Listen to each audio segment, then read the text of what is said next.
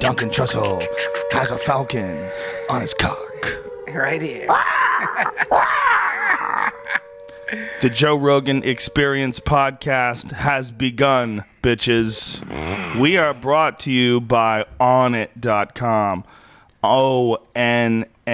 I didn't really enunciate the O correctly. Did you notice that? I was going to skip perfect. over it, but I just had to, I had to admit, I got some slobber. My tongue miscalculated. That's a frustrating thing. When your tongue miscalculates and a word comes out wrong, Yep. you feel like a fucking loser, especially when it happens on stage. Oh, that will throw you off, won't it? It can happen in the middle of an awesome punchline, and even though the punchline still makes sense, people are like, nope. Just because you stumbled. The cruel nature of this business. Onit.com, O-N-N-I-T, makers of Alpha Brain. We all took Alpha Brain right before the show, ladies and gentlemen. And people say, hey, Joe Rogan, do you really take all this shit? Yes, I do. I would not sell it if I did not take it. It's really hard to keep it in your butt, too. Yeah, you can't put these in your butt because they're made out of gelatin. And then you have gelatin coming out of your butt. For real? They just I fall don't think right your butt absorbs it the way your mouth does. If you broke the powder down, if like you took the capsules out, what are these? They make vegetarian capsules too, which I don't understand. I guess it's like you can make like a gelatin out of vegetarian stuff. What the fuck are those? The outside of the pill made of? Isn't that like a concern with some people? Like they don't like swallowing pills because they don't want to eat all that gelatin. Totally. But gelatin's good for you. Like Jell-O is awesome for you. Well, isn't it the vegans don't want to eat it because it comes from hoofs? Oh, those weak-ass bitches. Yeah. That's the problem. Not all of them. Rich Roll, I love you. I love you, Mac Danzig. You guys are my favorite vegans of all time. Oh, and by the way, Mac Danzig has his own podcast now. And his first guest was, I believe, Gray Maynard. He might have sent me an email that I need to go and review here, but I would like to promote it because Mac is a very cool guy and a very intelligent and interesting guy. And I think that his podcast would be badass. Luke Rockhold, who's another interesting cat. So it's Luke Rockhold, Gray Maynard, and Mac Danzig together for a podcast. So I don't know where you would get that, but if you go to Mac Danzig's Twitter, which is Mac Danzig MMA, go and check it out. And very, very cool guy, Mac Danzig. And one of the nicest vegans you'll ever want to meet. And he can eat our hemp force protein powder. Do you know why? Because it's totally vegan. Super fucking healthy for you. Onnit makes the best tasting protein powder on earth. The shit is expensive. And here's one of the big reasons why it's expensive. We can't grow hemp in the United States of America, ladies and gentlemen. We can grow it in Canada and buy it and then bring it to America, but you cannot grow it in America. Makes sense. Because we are really retarded. In 2012, the year 2012. But when I say retarded, by the way, I'm not going to stop saying that, you fucking oversensitive twats. You annoying pains in the asses. Don't say retarded. I can't believe you used the word retarded. Retarded is not a medical designation or distinction. It's not. It's not. It means retard or slow or like too slow to catch up. Annoyingly slow, retarded, get it? You know what it means. It doesn't mean someone has Down syndrome, God damn it. It doesn't mean someone has some sort of a chromosome disease. It means you're fucking retarded. And if hemp is illegal in 2012, that's all it is. It's fucking retarded. It makes no sense whatsoever. Not even a little bit. 100% non-psychoactive. You will not test positive for it. If you have a drug test coming up, they'll tell you have to not eat poppy seed bagels. You know why? Because you'll test positive for heroin. Crazy. But you will not test positive for marijuana if you eat all the hemp force protein powder in the world. We can only buy 50 pounds of this shit a day from Stupid. Canada. Yeah, it's amazingly stupid. And by the way, the federal government stepped in because Vermont passed a law allowing them to grow hemp. Farmers. For jobs for farmers, folks. And a real legitimate product. I mean, it's not a backdoor to get marijuana legalized. It has absolutely nothing to do with it. This is just focused on hemp as a commodity. Hemp makes a superior paper. Hemp makes superior cloth. It's much more durable than cotton cloth. Hemp has essential fatty acids. You can eat it. It's high in protein. You can fuel fucking cars with it. In fact, you can make hemp boards to build houses, and you can make hemp parts to build fucking cars, and it's far stronger than steel, and it's lighter in weight. You know how Corvettes are made out of fiberglass? Well, Lotus made a hemp car. Henry Ford's first car that he ever made, the panels were made out of hemp fiber. This sounds ridiculous. It sounds like at some point in time I must be making this up. Yeah. There's got to be some negative side of this why this shit is legal, but there's not. There's no negative side of it. None, zero, zilch. It's healthy. It's an excellent plant. And we're being robbed. We're literally being robbed by pharmaceutical companies, by chemical companies, by anybody that would want to keep, enough fella, by anybody that would want to keep hemp illegal. It's fucking maddening and frustrating. But you can buy it. You can still buy it. You go to onnit.com. You can buy our hemp force protein powder. It's the shit. It's got maca in it and raw cocoa, and it's fucking delicious. Does maca give you a rush? Like when I take maca, it gives me like a 3 cups of coffee kind of weird buzz. It's supposed to give you a bit of a hard on as well. It does. Yeah, it's right supposed away. to be. Yeah, it's supposed to be very stimulating for the system. Get your old great. cannon fired Nothing like up. drinking a smoothie and then looking down, you've got a hard cock. Hey, have you guys heard of Hot Rod 5000? No. It's a natural supplement that you can take that's extracted from ants and a bunch of fucking other natural shit that just gives you these crazy boners. Whoa. Like T was telling me about it. It was just amazing, he said. He took it by mistake. I can't see T with a crazy boner. I could see him with like a whiny boner.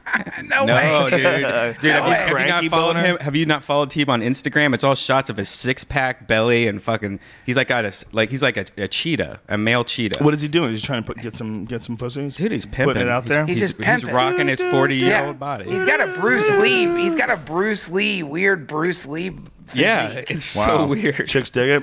But when you don't eat much, get skinny. I guess. That dude should do action. That dude should do action movies. He you know? could. Teeb? He should be an action star. Could he be like the next Dexter? Oh yeah. Totally that. Okay. He could definitely be the kind of like bedraggled detective that's like kind of disillusioned with the force, but ends up like Die Hard in space. Yeah. Yes. You guys are obviously higher than I am. There's no other explanation for this. Onnit.com, we also carry kettlebells, the finest kettlebells you can get, highest quality. They will last you a lifetime. We sell them. We sell everything we sell as cheap as we possibly can sell it. We just started selling Blendtec blenders. We literally sell them for $200 less than the manufactured suggested retail price. It's actually more than $200 less. We try to sell things as the best shit as cheaply as possible. This Blendtec blender is fucking badass. I got a Blendtec. They're amazing. And when you get it, if you buy it from Onnit, you also get a free container of hemp force protein powder with your order. The Blendtec is I started using it to make that bulletproof coffee too. But because the Vitamix, you got to like push it down with a stick. It's too crude and stupid. Blendtec sucks it in. Yeah, Blendtec is better. I used the Vitamix for a while. It's just more mechanical. Like it only has 2 speeds, and you shove the thing in there. But Blendtec does it all for you, and it pulses it where it like slows the cutters down so that the stuff settles, and then it kicks it back up again. Like they have it down to a science. And I use it for my kale shakes. I use it to make bulletproof coffee. And so we're selling that stuff as well as battle ropes. When I get stoned and make a smoothie with my Blendtec, it scares me. Like, cause it's like so powerful. It feels like it's going to blow up. Like, I feel like, I don't know if I should put my hand over the top or like get away from it. Cause it's dangerous. You've seen when they did blended, we showed it on the podcast. Before we ever got involved with Blendtec, we actually were just randomly talking about blenders on the podcast, like to make smoothies with. We had no like business affiliation with them, and we started pulling up these videos with Blendtec where they were blending up iPhones. Yeah, they take an iPhone and turn it into fucking dust, and we're like, "Whoa, that's metal! There's metal in that and glass. It just destroys it." This sounds like we're doing. This isn't a commercial. I'm not sponsored by Blendtec in any way. I eat Blendtec made smoothies, but. You can pour, like, sometimes I'll go to the farmer's market and just throw in, like, random vegetables. You just throw everything in, blend it, and it heats it up, too. Because I don't know what that effect is. It's going so fast. Yeah. I do vodka, orange, and ice cubes. Yeah, that works, too. You could totally use it to make alcohol shit. Yeah. It's great for making mixture. It's just an awesome blender. Hey, you could use it to get rid of a body. Yeah. I don't think so. You I could think blend you need up a corpse. You need pigs for that. could. Did you hear about the guy in Oregon? a couple weeks ago. Fell on his pigs. Fell on his pigs, and they just chewed his ass up. That's the next thing I'm hunting. I want to hunt some wild pigs. They have like a real problem in Texas, man. I could get into that. You can get into pig hunting? Fuck yeah. Okay, that's what we're doing. We're going pig hunting. Not really. The intense part is butchering it. That's when it's going to get intense. Onnit.com. ONNIT. We also have ShroomTech Sport, which I should have taken with me on my crazy hunt in Montana, because I could have used it going up those hills. ShroomTech Sport is fucking fantastic if you're involved in anything that involves endurance. Like, I love it for jiu-jitsu. I do it before I have my kettlebell workouts or anything like that. ShroomTech is it's an incredible supplement made from the cordyceps mushroom, and it's just shown to aid in your body's optimization of oxygen. It's really interesting. It gives you like a real legitimate endurance boost. And it's also great for people that go into high altitude places. It helps you to adapt to the altitude quicker. You know, if you go from like sea level up to like 8,500, 9,000 feet, so sometimes people can get sick. And we've had many people tell us that they took ShroomTech for this very reason, and that it really helped them and minimized their problems in shifting to the higher altitude.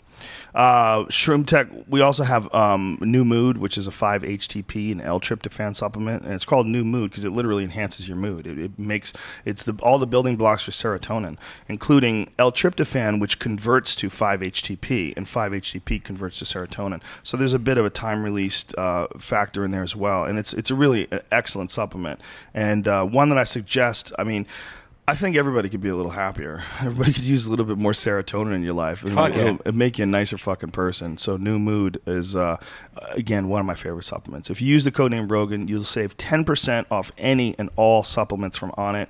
The other stuff like the blenders and the kettlebells, we sell that as cheap as we possibly can. And we will continue to sell you the best shit as cheap as possible. And when you order pills, if you order any of the vitamins or supplements, your first 30 days, or first 30 pills rather, I fuck that up every time. It's like you say 30 and you have to say days. It's like, for whatever reason, we're locked into this idea. First 30 pills when you order one of these fucking things right in front of my hand. Try it. You don't like it. There's a 100% money back guarantee. You don't even have to return the product. We're just trying to sell you the best nutritional supplements possible, and all shit that I use. No one's trying to rip you off. And if you use the codename Rogan, again, you'll get 10% off. Go to DeathSquad.tv and pick yourself up some groovy psychedelic cat shirts designed and created by our very own Brian Redban. And all the proceeds go to him and the Death Squad podcast network, which now features Kevin Pereira. Yes, our friend Kevin from Attack of the Show has a new badass podcast on the Death Squad network called Pointless. And he is a bad motherfucker. I love that. Did you listen to that last one? I did not listen, but he's one of my favorite guests ever that we have on this podcast. He's such a smart dude and cool and righteous, and he's just legit all around. I really love that dude, and I'm so happy that he's a part of the Death Squad podcast network. My new t-shirts at higher-primate.com are in, so go and check that out. We have 3 new designs, including 2 with Duncan Trussell from the Tabernacle, the cool. poster from the Tabernacle that Mike Awesome. Maxwell did, and the poster from Chicago. The Chicago Theater with Duncan and Joey Diaz, and the Tabernacle was the one where I filmed my last special, and that is coming out. I swear to God, we're just waiting for the website. There's a lot of CGI, designed. I bet. This is just about the website. The website is being redesigned, and that shit takes a long time. I hired an actual real professional to do it this time. Let's see if it turns out to be a disaster. Anyway, higher-primate.com. Duncan Trussell is here. Strap yourself in, you dirty, dirty bitches. We're fixing to get the party started. Joe Rogan Podcast, check it out. The Joe Rogan Experience.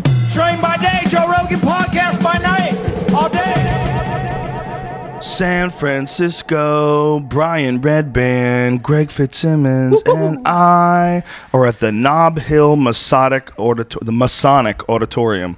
And I've gotten more than one email from really dumb people who think that because I am playing at the Masonic Auditorium, it just proves that I am a New World Order shill. You're a reptile, dude. You follow the Lightbringer, Lord Lucifer. I am a part of the Masonic, what do they call themselves? Brotherhood? Plague. They're a fraternity. I'm part of the Masonic fraternity, and I'm in with the New World Order because I'm playing at the Nob Hill Masonic Auditorium. You know what a Mason told me once? he said that what it's all about is that math or geometry is the first language of the universe. It's like the first language of God. And so like they're super into sacred geometry. Like that's a big thing. And like the whole thing's based on building the Temple of Solomon, which was where you house the Ark of the Covenant. You know, it's all symbolic, of course, but the new Temple of Solomon that they're trying to build, according to the conspiracy theorists, is society. Like, this is it. Like, society is the new Temple of Solomon, and part of that was getting the United States Revolution to happen, because they helped fund that. And also, fucking D.C., the street layout of D.C. is all Masonic symbols, and that goddamn obelisk popping up out of the middle of fucking D.C., that weird thing, and it's all over our fucking money. So yeah, Joe, we are worried about you. Are you dabbling? There is something going on behind the scenes, right? I mean, it's clear. If you look at the design of Washington, D.C., and folks, you really should look this up online, because it's not something that it's irrefutable. Yes. The grid, the way they've lined up the streets, the way they put the buildings and everything, I mean, it literally is Masonic symbols. It is, and it's all over our fucking money, too. Yeah.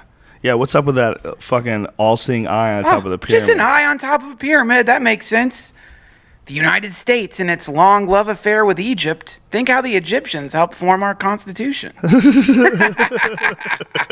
Yeah, right? No one thinks about that shit. That's what's so fun about the occult, you know, because the word occult itself means hidden, but it's like hidden in plain view.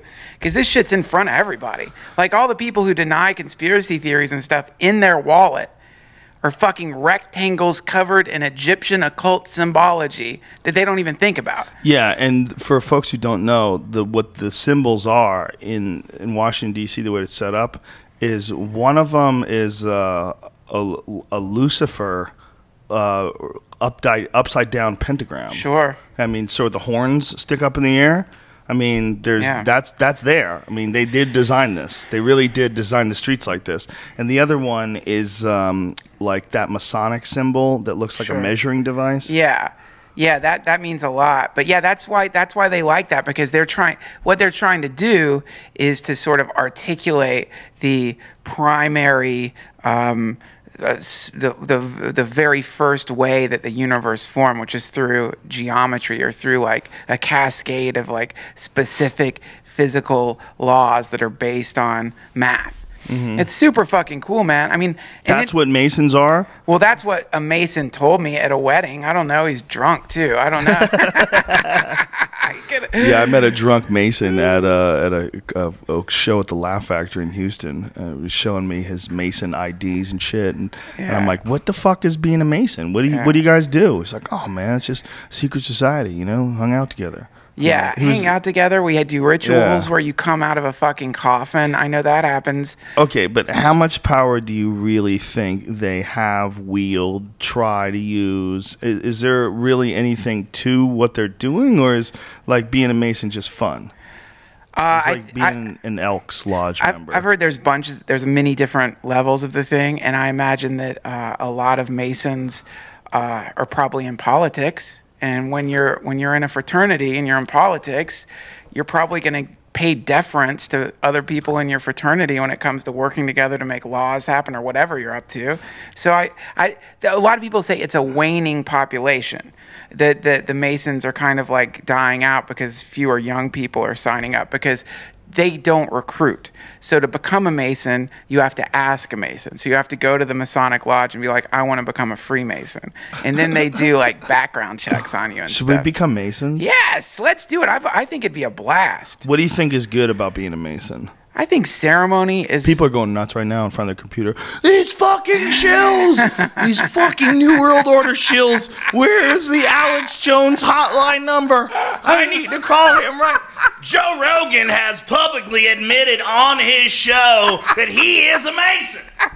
He has Duncan Trussell on, who talks about how wonderful it is to be a Mason and spreading propaganda and disinformation about Masons being about geometry. They're about control. They're about taking your soul, ladies and gentlemen. And I'm not going to stand for it. Well, man, I don't know. You know, who knows? I think ceremony is something that is missing from a lot of people's lives in our culture because it's so goddamn weird. And Sounds like someone wants to get married.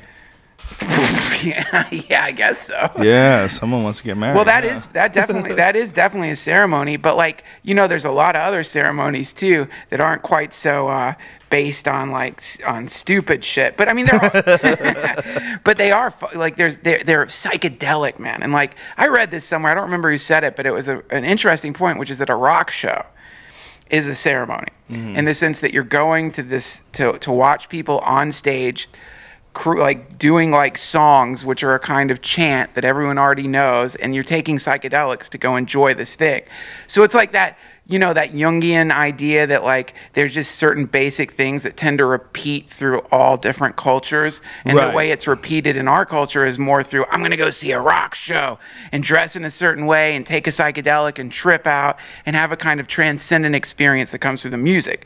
But it used to be like there's more formal versions of that idea, which is like you take a psychedelic and then you do a series of like intonations or whatever the fuck it is, depending on what religion or cult you're in, and that creates a kind of transcendent connective experience, which I think is fucking awesome.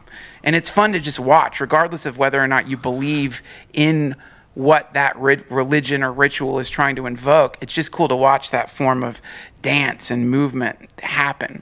It's a funny way of putting it because most people would never think of ceremony that way. And I think what a lot of these people that are freaking out about Masons and all this, I think people are nervous about any group that moves in secrecy.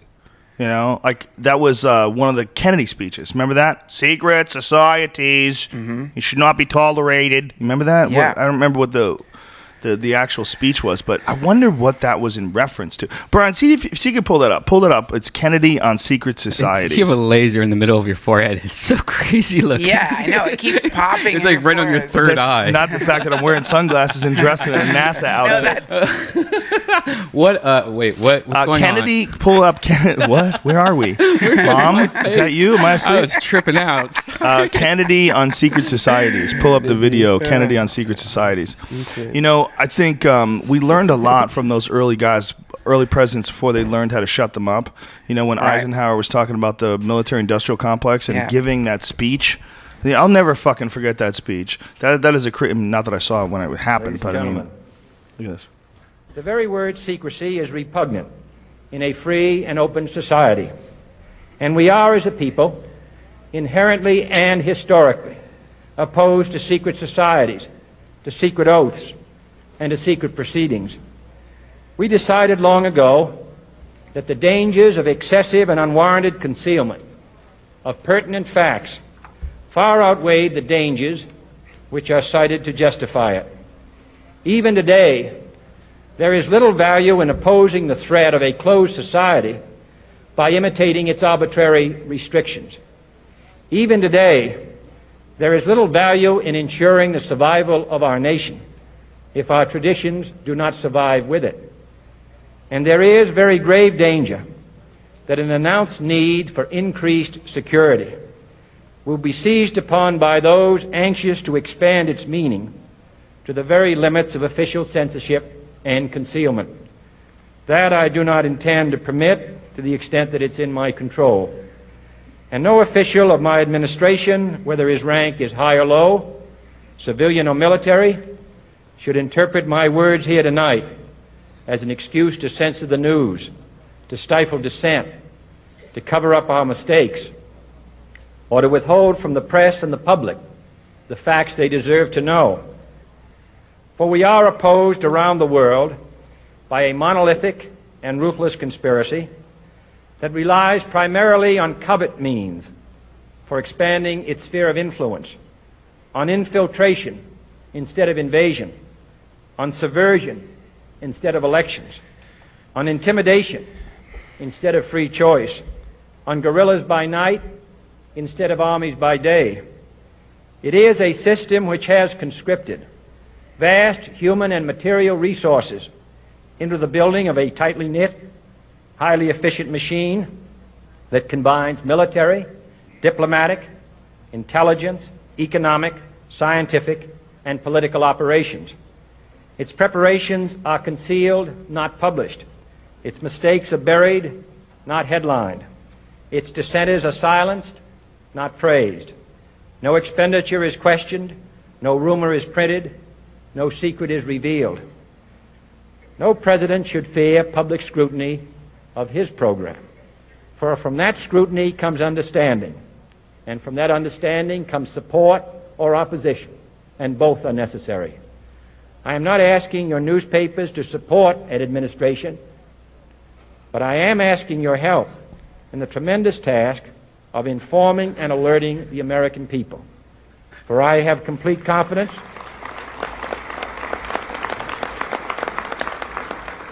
in the response and dedication of our citizens whenever they are fully informed. That's a scary fucking I not video. only could not stifle I'm sorry, Wallace. You know what's scary about that video is that that guy got murdered. Yeah, you got to start wearing a fucking helmet if you're going to give a speech like that. What do you think it's like to actually be the president? Do you think that you just immediately meet with bankers and financiers and they just establish your agenda like right off the bat? I mean, it's pretty obvious that he was warning us about some shit that he was encountering. You know, he was the president. Yeah, I think he was sort of experiencing the growth of the CIA. The CIA was starting to turn into this monster that they couldn't control anymore. It was starting to expand and stretch out and doing that thing that big organizations do where they try to keep themselves alive by making up shit. You know, that thing where like they're not necessary anymore, but it doesn't matter. They just want the power. Yeah, that's what people don't understand. When you start talking about the government, start talking about like, well, what's the government? You know, the government is going to be either Mitt Romney or Barack Obama. Yeah, not so much. There's a whole secret government. There's a whole CIA thing that doesn't have to report to anybody. Yes. Can basically do whatever the fuck it wants. Changes laws. That's the real government now, and that's just like exactly what our founding fathers were trying to avoid. There's having one of those. There's a great book called Acid Dreams that I'm reading, which is about the CIA and how they were the ones who got LSD, and they're the ones who, the CIA basically started the psychedelic revolution of the 60s, or was part of the start of that, because they started doing LSD tests on college kids. And so they're the ones who got it into our society, and it's a fascinating read because LSD, whenever it gets into whatever group it gets into, it's such a potent chemical, it starts transforming the group and changing the way the group thinks. So a lot of people in the CIA who were taking LSD, because that was part of the deal, is they would dose their agents to get them ready for the eventuality of potentially being given a truth serum or some kind of psychedelic brew. So you would go to work as an agent and all of a sudden just start fucking tripping because they dosed your drink. You know who was a part of the Harvard LSD experiments? Who? Ted Kaczynski. Right. The Unabomber. Yeah. They fried that dude's brain. Yeah, exactly. They fried that dude's brain and made him see the eventual takeover by technology. He was terrified of the takeover of technology of the human race. And he really literally felt like he was protecting the human race by murdering people who were innovators. Imagine having a hardcore psychedelic experience on Sandoz LSD, straight from fucking Albert Hoffman's sneaker just juiced out of his socks into vials and sent to the CIA. Imagine having that trip, but you're a CIA agent. You work in one of the most covert organizations on Earth with people who are trained to kill and poison and take cyanide pills if they have to death pills. Imagine being tripping in that kind of environment. That's fucking insane, man. That would be the worst trip. And in this book, it talks about one of these agents like ended up committing suicide because his mind just couldn't handle what it was like to be part of that web of insanity. And the Senate did trials with the CIA for these ridiculous experiments that they were doing, some of which involved, did I tell you about the sleeping room? Did I tell you about this? No. So they would go into, they were doing this shit at mental health facilities and insane asylums. And what they would do is they would take people and they would drug them, they would put them into an induced coma for a month straight. It was called the sleeping room. They would put you in an induced coma for a month straight and have headphones on and try to reprogram who you were as a person, to wipe your fucking identity or replace your identity with some new thing. Because if you can do that, then you create this like wonderful fucking operative. Like you get to just make a person, you know, get rid of all that pesky fucking the memories of their parents and whatever the fuck they think they are or whoever the. And they can do this chemically? Well, no. This shit got shut down because it's so unethical. But where it gets weird, and we talked about this on the phone, is in Guantanamo Bay, they've been giving people 6 times the appropriate dose of Hilarium, which is this medication that you give people for malaria that has negative psychoactive effects. Specifically, it gives people amnesia. My friend just fucking wrote a book on getting amnesia in India. He wrote a book called The Answer to the Riddle Is Me. His name's David McLean, but he went to India, took Hilarium, which is a drug that is illegal in some countries. It's a drug that came from a partnership between, what's that big pharmaceutical company? Hoffman de la Roche or whatever the fuck the name is. And the military made this shit to fight Hilarium. And Hilarium sits in your liver. But sometimes it crosses the blood-brain barrier. And when that happens, it mouth fucks your brain. It just mouth fucks your brain until so you start having these shitty fucking dreams. And then if it really goes wrong, you can have what happened to my friend, which is complete and absolute amnesia. No memory of who you are, no memory of where you are, how you got there, who your family is, anything. No memory of anything. This happened to him in a fucking train station in India, where he said that they were having they would have English, which he could understand on the TVs, and then it would switch to like Hindi, it would switch to other languages, and he thought when it switched to other languages he was hallucinating, and the English was like warping and turning into something else. He didn't even know that these are other languages. That's how gone he was. He decked a fucking nurse, dude. Whoa. He decked a nurse. He was strapped down. Male nurse or female nurse? Female nurse. He was strapped down in a fucking bed in an insane asylum in India. He said that he hallucinated Jim Henson taking him on a tour of the universe. The stand-up? The fucking puppet guy. The puppet guy. Jim Henson was God. He hallucinated. Oh, John Henson is not John. Jim Henson was God. Took him on a tour of the universe and explained to him that the reason he'd taken a human incarnation and all this was happening to him is because he'd been asked a riddle before he was born and he couldn't come up with the answer to the riddle. Whoa. And because of that, he had to be a human again. Yeah, crazy shit. But the really crazy shit is they're giving these motherfuckers in Guantanamo Bay 6 times the dose of Hilarium that you're supposed to be getting, and there is no malaria in Cuba. Oh. It's called chemical waterboarding. Look it up. It's fucking nuts. It's like chemical waterboarding. You just get these bastards, scoop them up from Afghanistan, blindfold them, fly them to fucking Cuba, blast them with Hilarium until they have no idea who they are, and they'll fucking tell you anything, man. Isn't it incredible, like, what they're allowed to do legally? Like, with this Bradley Manning guy, the guy who got this WikiLeaks situation, he's the soldier that released all the documents. They've had this guy in solitary confinement for years now. Like, he hasn't talked to people. He hasn't seen anything. He sleeps with the lights on. Like, he's probably completely insane by this point. Sure. Like, to be without any human interaction. Joe, it's you laying on a... See, Joe? That's you in the future. That is so not me. And there's you, like, with your cap backwards from like 10 years ago. Pharmacological waterboarding. Yeah, pharmacological waterboarding. Get those fucking neurons all blasted with Hilarium. Tell them they're Satan. You could tell them anything. You could tell them they're crabs that came out of hell. So fucking freaky that's us, you know? Remember we used to think that like when we were kids, it was like that was what the Soviet Union did. You know, they were cruel, yes. Like the way they bred that Drago in Rocky IV. Yeah. Like, oh, look, they're so cruel and cold. The Soviet Union does these horrible things. Yep.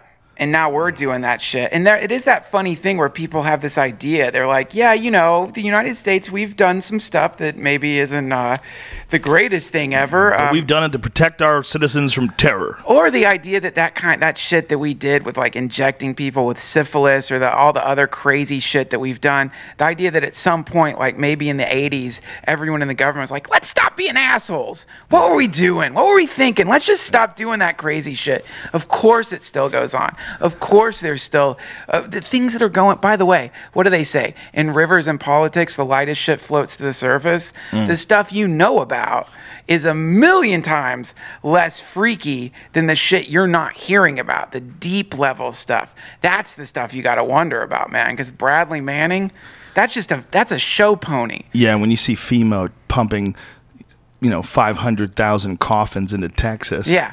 And they have these camps set up. Yeah. They have these gigantic camps set up where you're like, what is going on in here? Nothing. There's high fences and these dormitories. Yeah. And there's armored fucking towers and shit. And you're like, wait a minute. Yeah.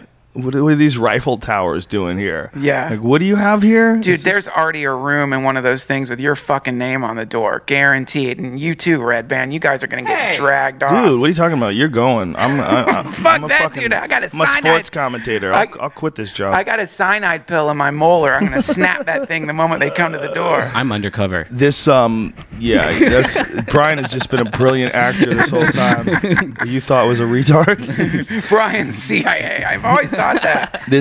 All this shit that's going on right now in New York with this Hurricane Sandy, to me, it's making me think, of the real possibility that I never really considered of society falling apart. Sure. Like, it really fucking could fall apart. Sure. Like, this, one of the things they said was this is a once in a 100-year storm. Like, it's every 100 years a storm. Yeah. They actually said after it hit that they'd never had a storm like that before. Yeah. But if you stop and think about it, like how much history do we have for storms? What do we have, 300 years that's reliable? No, do we even have 300 years? I heard we have 100 years of accurate temperature measures. I just heard this because they were talking about it on NPR. But like 100 years, and after that, you have to start going into ice core samples and tree rings and stuff to figure it out. And then you can only figure out like late frosts, and you get like a limited amount of information. Yeah. But like this could happen. This could happen all over the fucking place. Like, we're just lucky that for the 100 years of our lives that we haven't had more of these superstorms. These superstorms could be a regular thing. Well, it's the hockey stick idea. The hockey stick, which is like you've got the regular temperature, you have the general temperature of the Earth, and that goes on for a while. There was like an ice age apparently a mini ice age in the 1800s where shit got really cold for some reason. Maybe because of a volcano. I can't remember. I don't know. I'm not a fucking geologist. But the hockey stick, the handle of the hockey stick represents basic temperature for hundreds and hundreds and hundreds of years. And then where we're at right now is this insane acceleration and temperature, which people call global warming. And so some people say, well, the winters are colder, but the global warming people are climate change. That's something I think the scientists who came out with this research, they feel like they shouldn't have called it global warming because it's a confusing term, and when shit isn't warm, people are like, you're wrong. It's climate change. The idea is, if the oceans get warmer, hurricanes happen later in the season. If hurricanes happen later in the season, then they also meet up with winter storms, which is what this motherfucker was. It wasn't just a hurricane. It was a hurricane meeting like a storm that's normal in October. It's like the two coming together. It's actually 3. 3? Fuck. I didn't even know that. Yeah, Fuck. It was the hurricane combining with 2 other storms. That's it. So that kind of shit is like, this, people are saying it's once every 100 years, but it's like, think of fucking Katrina. Think of all the different crazy events that have been happening just in the last 10 or 15 years, man. Mm-hmm. I mean, come on. Obviously, something's going down. And I think there is a huge possibility that people are just going to have to get used to moving away from the fucking oceans or redesigning homes to like handle that shit. While I was in Montana, we were in a place called the Badlands, and we were going down the Missouri River. And we stayed and camped mostly in this place that used to be the Great Western Inland Sea. And it was a warm water ocean. So the floor of this area where we were hiking was all mud. It was like a silt. Because it was the bottom of the fucking ocean at one point in time, man. And everywhere you go, as you're walking up these hills, as where the ground breaks away, you find fossilized seashells. And they could be millions of years old. Yeah. Like literally millions of years old. Because this used to be a fucking ocean. So it just tells us that we have to abandon this idea that we can stay wherever we want. And that this is our home and we camp out here. No. Yeah. When the climate changes, which it does, all over the earth doesn't give a fuck if you've got something written on a piece of paper that says that this piece of Antarctica is yours. You can't live in Antarctica, asshole. You got to get out of there. And one point in time, people used to be able to live in Antarctica. They're almost positive of it. It's a controversial subject, but they have a detailed map of the outside. Someone did an accurate map of Antarctica before it was covered in ice. Right. That's the only way they found it. It's from the 1500s, and they know that ice has existed in Antarctica for a lot longer than that. So it's an old fucking map. But at one point in time, people used to be able to go around Antarctica, and they made a fucking map of it. Wait, didn't people say that it was tropical there, or that it was there? Could be. Yeah, they don't know. Look. There's parts of the world that have varied wildly. I mean, the Nile Valley, where it's a giant desert, used to be a rainforest. Yeah. We know that rainforests recede into grasslands. We know that half of North America was covered in a fucking giant glacier just 14,000 years ago.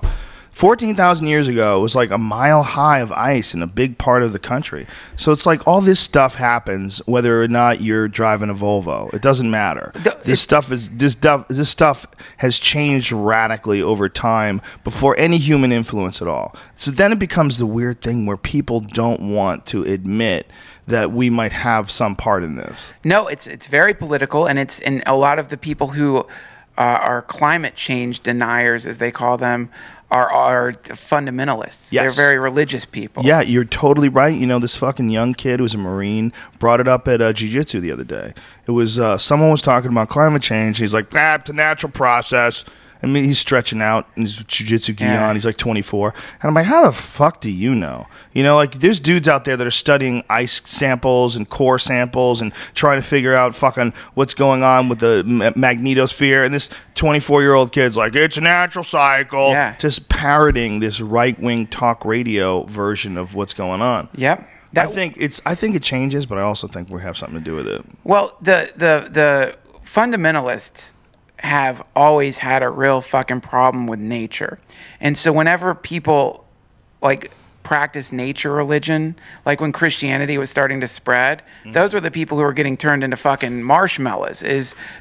What's called pagan just meant country dweller. It's people who are familiar with the cycle of the moon, the equinoxes, the fucking solstices. It's people who are connected to the harvest, which is where food comes from, and the sun, which is what makes the food grow. So it's really connected to the earth. And then Christianity came around with this fucking bearded homophobic jock who, you know what I mean? And that guy... He wasn't a homophobe, though. Who cried? God? Jesus? No, I'm talking about God. His kid was a little wild, but God was... God didn't like it. God didn't like it. God does not like gays. God, according to those people, and God certainly doesn't like people who are slurping back fucking psychedelic brews and having orgies in the forest to celebrate life. God doesn't like those people, and so he burns them. They burnt all these fucking people. Anyway, the point is, there's always a war on between these fundamentalists who want to believe that the earth is some kind of endlessly renewable resource that you can just rip into and fuck up and bomb and do whatever you want to it, and people who are like, no, this is a living organism and it's infested with these scabies bomb-throwing super advanced beings that are burrowing deep into its hide and sucking out its blood to fuel. Yeah, we're literally vampires. Yeah. We're feeding off the blood of the organism. Yes. That's what runs our entire society, is the blood of the earth. And that's pretty incredible. Pretty incredible when you really try to wrap your head around it, that we may very well be parasites. I mean, that's like that bit that I did at the beginning of my 2005 special, where I talked about how we're like mold on a sandwich. Like that mold, we don't think of mold as individual mold spores. Sure. We just think of it as mold. Well, if you looked at us from a distance, you would look at us as like mold. We're a disease. And then I said, we might be here to eat the sandwich. I mean, that might be what human beings are here for. Yeah. That might be why we're so fucking nuts. Well, see, this is the fucking thing, man. We don't even we are all doing similar activities that are based almost 100% on the accessibility of that sweet Texas tea. But if that shit comes from inside the earth, and it's and interestingly enough, that shit that we use to fuel our cars comes from an extinction event, which is really quite fascinating. Is that we fuel our society on the end result of massive changes to the planet, and the pressures causing organic matter under the earth to transform into fucking oil. It's crazy to think about that. We fuel our cars on an ancient apocalypse that happened. That's a fascinating thing. Is it an ancient apocalypse, or is it just the accumulation of dead bodies over time?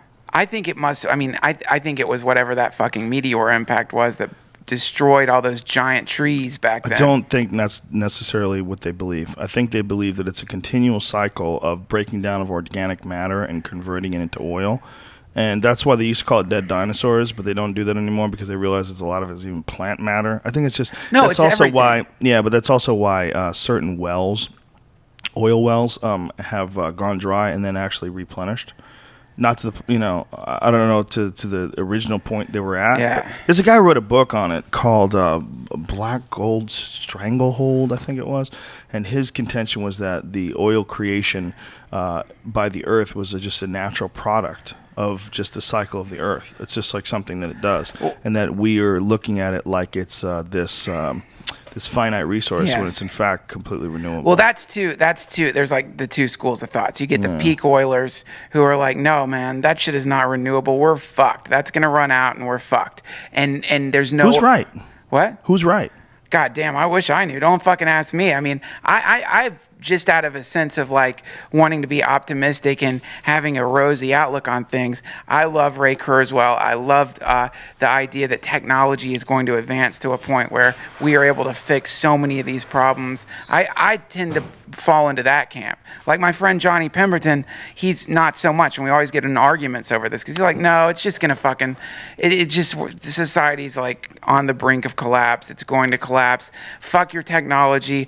Motherboards are made of fucking petroleum products. It doesn't matter. Like, so there's not enough time, even if we started producing solar panels now based on the amount. Yeah, but his version of it is based on the peak oil version. Yes, right? That's the peak oil story. And his version is also based on it's sort of discounting the impact of the exponential growth of technology that eventually someone will come up with a way to convert it. I mean, they've got bacteria now that eats plastic. You know, I mean, they've got they can turn water into hydrogen and use it for fuel. There's a lot of crazy shit that's going on right now. You can't totally completely discount that. Well, I think this simulation theory stuff that I know you guys probably talk about on the show a lot, and I endlessly think about. Endlessly. I think that if these scientists continue with their research, which they're trying to do. The guy at the guy at the University of Maryland, that theoretical physicist, if they can prove that we're inside a simulator, then just from understanding that, the kind of shit that you could theoretically do if this is a simulation that's running some kind of like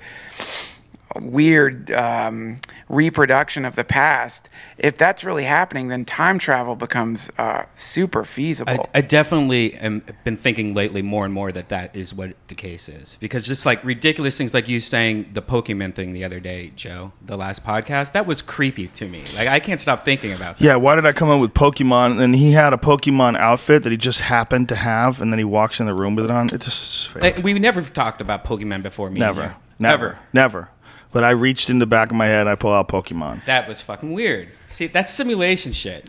There's definitely, well, our lives are very strange. Very strange. You know, Ari and I were talking about it last night. You know, we were talking about Ari's life now. Ari and I went to play pool after I did the Laugh Factory last night.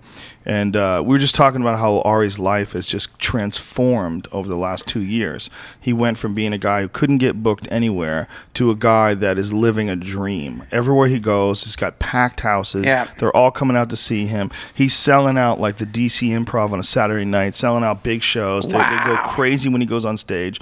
And it's like all of a sudden the world changed and went from sucky to awesome. Yeah. And it's like he just reached some new level of the computer game, and now the entire world that he sees, his world literally is a different world. Yes. Like someone who's unsuccessful, someone who's unfulfilled, someone who's trying to accomplish something but keeps meeting with failure. When that happens over a long period of time, you can develop like a deep despair in the way you view the world. And that's where Ari was just a couple of years ago. And now all of a sudden, he's in this super happy world. Everywhere he goes, people are happy to see him. He's got a big smile on his face. He's fun to hang around with. He's joking around a lot. He's super positive. And he's traveling to all these places and having the time of his life. It's like his world is the world is a different place now. Yeah, this is why I love the fucking multiverse theory. I love the idea that we exist in a place where every single possible event is happening at once. Everything that could happen is happening. It's all happening in one great eternal burst of happeningness, and that you can shift yourself from different nodes of where you are now to more desirable nodes of the multiverse, to places that you want to be. And that's what goals are. You know, having a goal is a form of visualizing the specific node of the multiverse that you would like to be existing in, and the contrast between that place and where we currently are. And it's like a grappling hook that you're throwing through infinity, and it lands at this place that you can visualize, and then you kind of pull yourself to that place through action. Are you talking about nodes over there? Nodes, dude. Like the things that you put in the front of the lawn? Like not gnomes, dude. The nodes. Gnomes? What's a node? Stop. It's a node. You're going to have to read before you get into this conversation. I don't know what nodes are. Well, you have to go Google that. Dude, I wish I was talking about gnomes. No, go ahead. Continue. So anyway, the idea is like these fucking movements through the multiverse, as you move towards what you want to become, I feel like a symptom that you're moving towards this new universe that's possible for everyone is that synchronicities start happening. In the same way that, like, when you're in a boat, you can see ripples in the water. And when you begin to really focus and move towards a place that you want to be, regardless of whatever the fuck that place is, if you really start working and going in that direction, that's when the juju starts happening. Weird coincidences, strange fucking moments that you consider like, man, the probability of that happening is so incredibly fucking low. There's no way that that could happen, and it's quite often absurd. It's novelty. It's like what you're just talking about. Fucking Pokemon, Brian coming out in a Pokemon outfit. This isn't like Tesla having a vision for for alternating current. It's just absurd and silly, but it still fills you with a momentary sense of novelty. This kind of like, wow, this place is pretty fucking cool. I feel like that happens the more I'm tuned into life correctly. And the multiverse theory, as I've understood it, is also based on, well, one of the operating theories is that every decision that you make,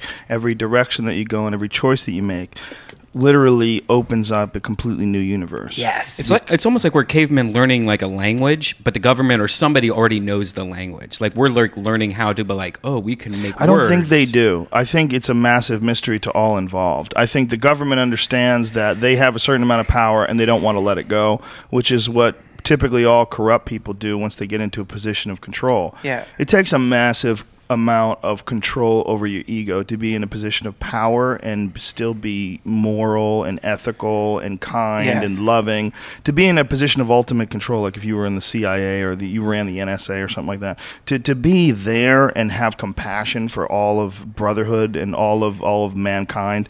It's really hard to do. It's really hard. It's way easier to be a corrupt cunt and just sort of control shit. Sure.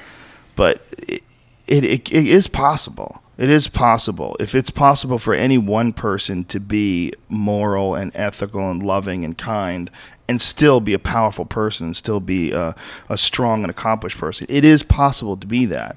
So it's possible to run a government that's like that too. It's just they have to understand what a massive position they're in, instead of thinking, well, this is what makes life easier, this is what makes our job easier, this is what makes it easier to clamp down on terror. Yeah. Instead of looking at it that way, if they just looked at it like literally in what is best for mankind. Yes.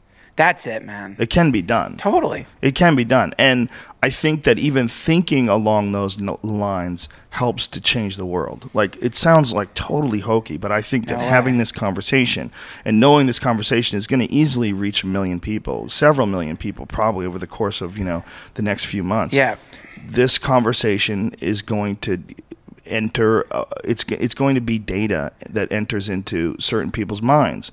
And that's the kind of thoughts that we need. We need an understanding that, yes, government is important. Yes, police are important because people are imperfect and they need also to be protected from themselves. They need to be stopped when they try to drunk drive. Yeah. They need to, we need someone who can protect people from people that are bullies and people that fuck up and let their emotions take control of themselves. We absolutely need that.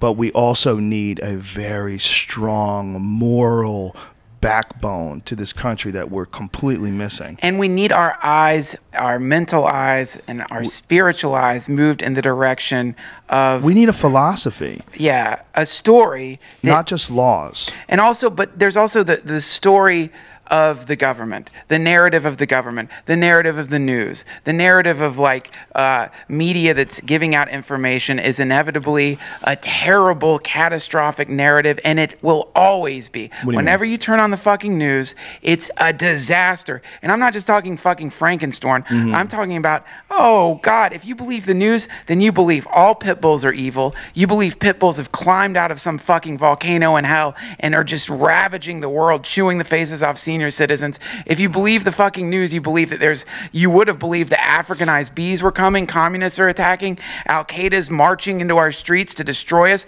Satanists are molesting our fucking kids, and that all politics is corrupt and evil, and that the entire planet is on the verge of some ecological catastrophe. Well, the real issue is that there's too many people. There's 300 million people in this country alone. You cannot concentrate in 1 hour on the news without getting an insane amount of negative shit, because you're dealing with individual acts over 300 million people. It. So this is exactly. So that's where that's where they are directing the consciousness and the attention of all of humanity into these basically anomalies. And if you look at the amount of people right now and the small amount of catastrophe that's happening compared to how many of us there are, it's a fucking miracle every day. Of course. It's incredible. We've talked about this 100 times, that this is a way safer time than there's ever been in human history. Yeah. But when you look at people like trying to pass laws to take away rights, you would think that there's rioting in the streets and that the world is falling apart. Right.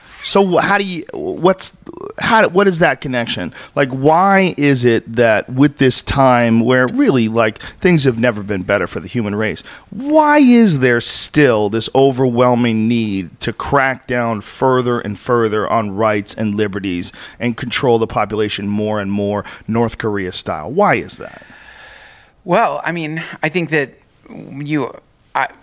it's a trite thing to say, but it's you follow the money. And so I think that if you look and see that, 48% of people in the prisons are it's drug-related offenses. If you see the people who are making money off of these laws, I mean, God knows how much money the fucking TSA makes selling their crazy gear that they have. That's a big fucking business, So I think it's just some people tend to profit off of the mass perception that we are existing in a sort of hell dimension. And there's people who figured out a way to suckle at those black satanic teats and extract money from it that they use for their own sense gratification, their own selfishness. And it's a tiny amount of people, really. Yeah. Statistically speaking, if you look at the greater number of human beings in this country, 300 million people, how many of them are sucking the blood out of the earth? Is it even 1,000? Is it even 1,000 industrialists and bankers that are responsible for wielding that kind of power? And how many of them are Masons, Duncan Trussell? They're all Masons, brother Joe. But here's the thing, man. I think that the stuff that we kind of hit upon when we have these conversations, I think that kind of stuff is, if people's eyes start turning in the direction of the idea, as absurd and quixotic as it might sound, that you can, through a combination of discipline and visualization, create a positivity singularity in your life where your very being and everything around you can almost like being in an elevator going up a few floors into paradise. That can happen where suddenly you discard, like a snake shedding its skin, all the foulness of your of the fear calcifications that have formed around your life in the form of bad relationships, shitty friends, a negative outlook. You can drop all that and suddenly experience some version of rebirth. This is why the Christian idea of being born again is a beautiful notion. That's a crazy idea to play around with. The idea that you can renew and rejuvenate your life completely if you just let go of fear and turn your fucking eyes away from the ghost story that these hell buzzards are spoon feeding us so that they can sell droids and fucking Fords. And if you start turning away from that and putting your focus on this idea, you're not always going to be perfect. I mean, you're not going to be suddenly in the Garden of Eden. The people who need to change their idea are the people that are actually doing that, not the people that are like buying into it. It's way more important to have the people that are in control change their idea. So how the fuck do you get to the lizards? Well, to get to the fucking lizards, man, I think that what would have to happen would be a exponential shift in the consciousness and the predilections of the majority of people on Earth, so that people start playing around with some of this fucking awesome information that's floating out there and see if you can make yourself happy. So that's where there's a possibility of technology aiding in the evolution, because if there comes a technology that allows data to be distributed, probably wireless, probably point-to-point inside something that's installed in a person's body, like some sort of a chip that's installed in your body. Yeah. And there'll be some sort of a wireless data network that's like an internet for human beings communicating with each other. And you're going to be able to access the ones and zeros that make up your own fucking personality, too. And people are going to have Yelp scores. Like, you're going to meet someone, you'll see, like, 2 stars over their head. You're like, oh, look at this asshole. What a dick. Yeah, they're going to be just like, it's just going to be like rating restaurants on Yelp. You'll meet someone, and as you look at them, it'll cursor over them, and you'll see stars. And you can't resist that. You're gonna have to go through with that. Yes. And when that does happen, then all the people in government are gonna be like, "Fuck, I have 0 stars. Like, I'm a cunt." Yeah. And they're gonna be forced to recognize that. All the people around them are gonna be forced to look at them. And when the soldiers look at the generals and all these shitheads that are running the army, and they see 0 stars over their head, and they realize how fucked up they are as human beings. Remember, Joe, it's the like is currencies. Remember Facebook likes a long time ago we talked about? Likes currencies? Remember when we said that likes and Facebooks was going to be a currency in the future? Yeah, it could very well be. But I think it'll definitely be a way to like look at a person and get a read on who they are before you ever start. I mean, a person is directly, who you are is directly related to how other people feel about you when you're around. That is a big part of who you are as a human, is how you interact with the rest of the species. Well, if there was like a rating system, like a Yelp for people like that you just saw when you met someone, people would try so much fucking harder to be nicer.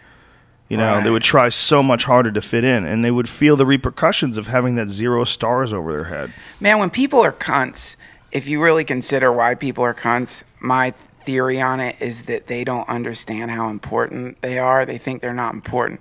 Usually when someone's being a cunt... It's easy to be a cunt. But it's because you're not... This is something... It's easy to lash out. When Hancock came on my podcast, he talked about ayahuasca and slurping ayahuasca, and how one of the effects was that it made you experience the way you made people throughout your life feel.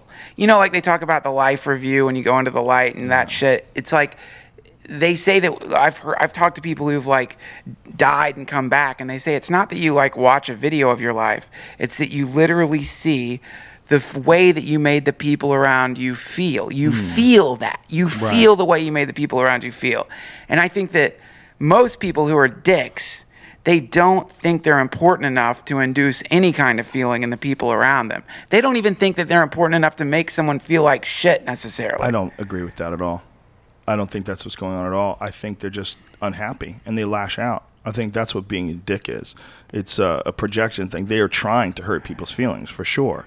When someone's being an asshole, they want to have a reaction just to let them know that they're important. I don't think that it's not that they don't feel like they're important. I think their ego's out of control, which is just the opposite of not feeling that they're important. Their importance is more important than anything else in the world. That's why they're willing to lash out at people. Man, I don't want to think that way. Because but it's an ego issue. Here's what I like to think. Speaking like the node of the multiverse I want to exist in. I want to exist in this node of the multiverse where underneath all the ego calcifications and all the shitty lashing out thing is just a super sweet person that happens to have been just walked out of some briny swamp that consists of their family, their job, their life, their past, whatever it is, and they're still dripping with some of the oozing stagnation of being born in a bad incarnation, and the way that that's manifesting is the form of their shitty activities. But underneath that fucking thing, like a mask, is just a person who like had to run through a stinky swamp and needs to shower off. Well, how are they mutually exclusive? Because that's exactly what I'm saying. The person who lashes out, they're angry. The person who lashes out, they're trying to hurt people's feelings. It's not that they don't think they're worthwhile. It's that their ego is protecting them from their environment because they've grown up in a hostile place. Well, okay, I'll make it obvious concession. 100%. Of 100% of people, certainly there is some percentage that probably has some, like, thinks they're fucking important. And God knows you run into people who are puffed up. All day you do. Yeah, but quite often, man, I think that puffed up thing underneath it, they don't really think they're fucking. I'm saying some people definitely think they're important, but they don't really believe they're important. Yeah. They don't really think they're worth something. They don't really think that they're part of a web of life that has value. They just feel like they're fucking worthless shitbags, and so they put on a show. See, I think that what's going on primarily with people is that when you see people that are acting illogically and you see people that are like angry with road rage, there's not a lot of consideration going on at all. And I think most of what they're operating on is momentum. So they're not really even thinking about whether they're worthwhile or not worthwhile. They're about ego, they're about reacting, they're about anger and frustration, and they're about selfishness. And when you live a life, especially when you have a job that just sucks the fucking blood out of your body, literally sucks the inspiration out of your soul, you want to be selfish when you're done. I think that's a big part of road rage, a big part of people yelling. You don't even want to give someone a few seconds to get in front of you with the car. You want to honk your horn and give them the finger because they made you wait a second or two. I mean, well, you're having an ego issue. It's a seizure. You're having these kind of seizures, and the way they're coming out is in you being a dick. Yeah. But it's like a muscle spasms. But it's all a fucking result of this kind of like, unfortunate whatever the fucking thing that your past has happened in your past. You're programming it. Yeah. So it's like this. I just love this fucking idea that. This is called unconditional positive regard. Have you ever heard this term before? Unconditional positive regard. So it's this idea that if you can manifest around people a state of unconditional positive regard, it doesn't matter how they're acting, okay, without judging them, just the sense, a lot of us came into this fucking dimension and are freaking the fuck out. Mm-hmm. A lot of us are rightfully freaking the fuck out. Some of us maybe we're freaking out when we shouldn't be, but if someone's freaking out, they're freaking the fuck out. Okay. So the way to handle that is to manifest something called unconditional positive regard. This is a psychological theory. And so there was I can't remember the therapist's name, but they would take kids who were about to go to juvie or whatever from schools, and they would bring these kids to meet with him because he's a therapist. And these kids have been meeting with therapists their whole lives because they're fuck ups. And so their experience has always been one of being in offices where someone's trying to change them, turn them into something different, make them feel bad for the way they are, hammer some kind of ethical system into their brain, whatever. So this guy started doing this thing where he'd let the kids come into his office and he'd just sit there with them. There's crayons, shit they can draw on. They would do their crazy shit, their little act outs and freak outs. But the whole time he was just trying to be a person with them who wasn't judging them, who wasn't looking down on them and thinking of them as monsters. And so the effect of this shit that he did, it's a whole, I wish I could remember the name of it. It's a whole goddamn type of therapy, but the end result is these kids, their grades started improving. They started to become better people because they were in the presence of someone who was actively trying to appreciate them as human beings. Well, of course. Look, we can all agree that the number one problem with this society is the way human beings are raised. Human beings are raised by idiots, raised in a really uncomfortable way where they never truly develop character, never truly develop a philosophy or a point of view that aids them in life? How many people go through life like perfectly programmed? How many people go through life with a really positive experience of growing up? Very few. That's the real issue, because then those people become adults, they raise their own children, and they try to correct as much as possible, but, who knows how much of them has been fucked because of their childhood, and it continues on and on. What I was saying, even when we're talking about the people that run the world, that we need a philosophy for how human beings interact with each other, a code that's never broken, an agreement between all others. And that to me is the most important thing that the human race can establish. There is a way you can be successful while having all those things, and that's what people don't understand. There's a lot of people that think that, well, you got to do what you got to do to make it in this world. Yeah. No, you don't. That's not true. That's not necessary. There's a lot of businesses that act totally, completely ethically. There's a lot of businesses that get by without fucking people over. Sure. You just do it the right way. Life can move in the right direction, and we can still have success and prosperity. It is 100% fucking possible. And the idea that the two things are mutually exclusive is a fucking dirty lie that's been told to you by crooks. Yeah. And the world right now is run by those crooks. They are running the world. When you see all these different bills that are being passed that are slowly eroding the rights of American citizens and slowly taking away your liberties and slowly making it easier for them to spy on you, that is not someone looking out for your best interest. It just isn't. They aren't looking out for the human race as a whole. They just aren't. That's not the right way to approach it. That is the way a shithead approaches it. And so it becomes very obvious that we need to overhaul the system that our country operates under, that the world operates under. Because right now it's operating under a shithead dictator system. Right. And they don't need to be that way. That's the real issue. The real issue is they don't need to be that way. They're that way because they're incompetent. They're that way because they're unhappy. And you can't run the world like a cunt and still be a happy person. You're not going to have as much benefit even in your own life. And our problem is we don't look at the world, we don't look at our life, we don't look at our existence as, what is the most important thing? Well, the abundance of happiness, love, No. We look at it as money. We look at it as money is the number one most important thing. And the more of that you can accumulate, the more you're correct. Yeah. That's something that has to shift. Money is just simply a part of a good equation. And really, the money that you need to be happy is enough money so that you don't have to think about money. It's an ironic thing. You want enough money so that you can eat and have a roof over your head and be able to enjoy the comforts of home, a nice couch and normal shit. That is really the money that you need in this life to have happiness, health. Yeah. And money to support health, money to support nutrition, money to support shelter. And once you have that is everything. That is where real happiness comes from. Yeah. And if you don't have that, but yet you have millions and millions of dollars, you're sick. You've missed the point. Yeah. You've missed the most important part of the equation. The most important part of the equation is companionship, friendship, love, happiness, safety, shelter, community.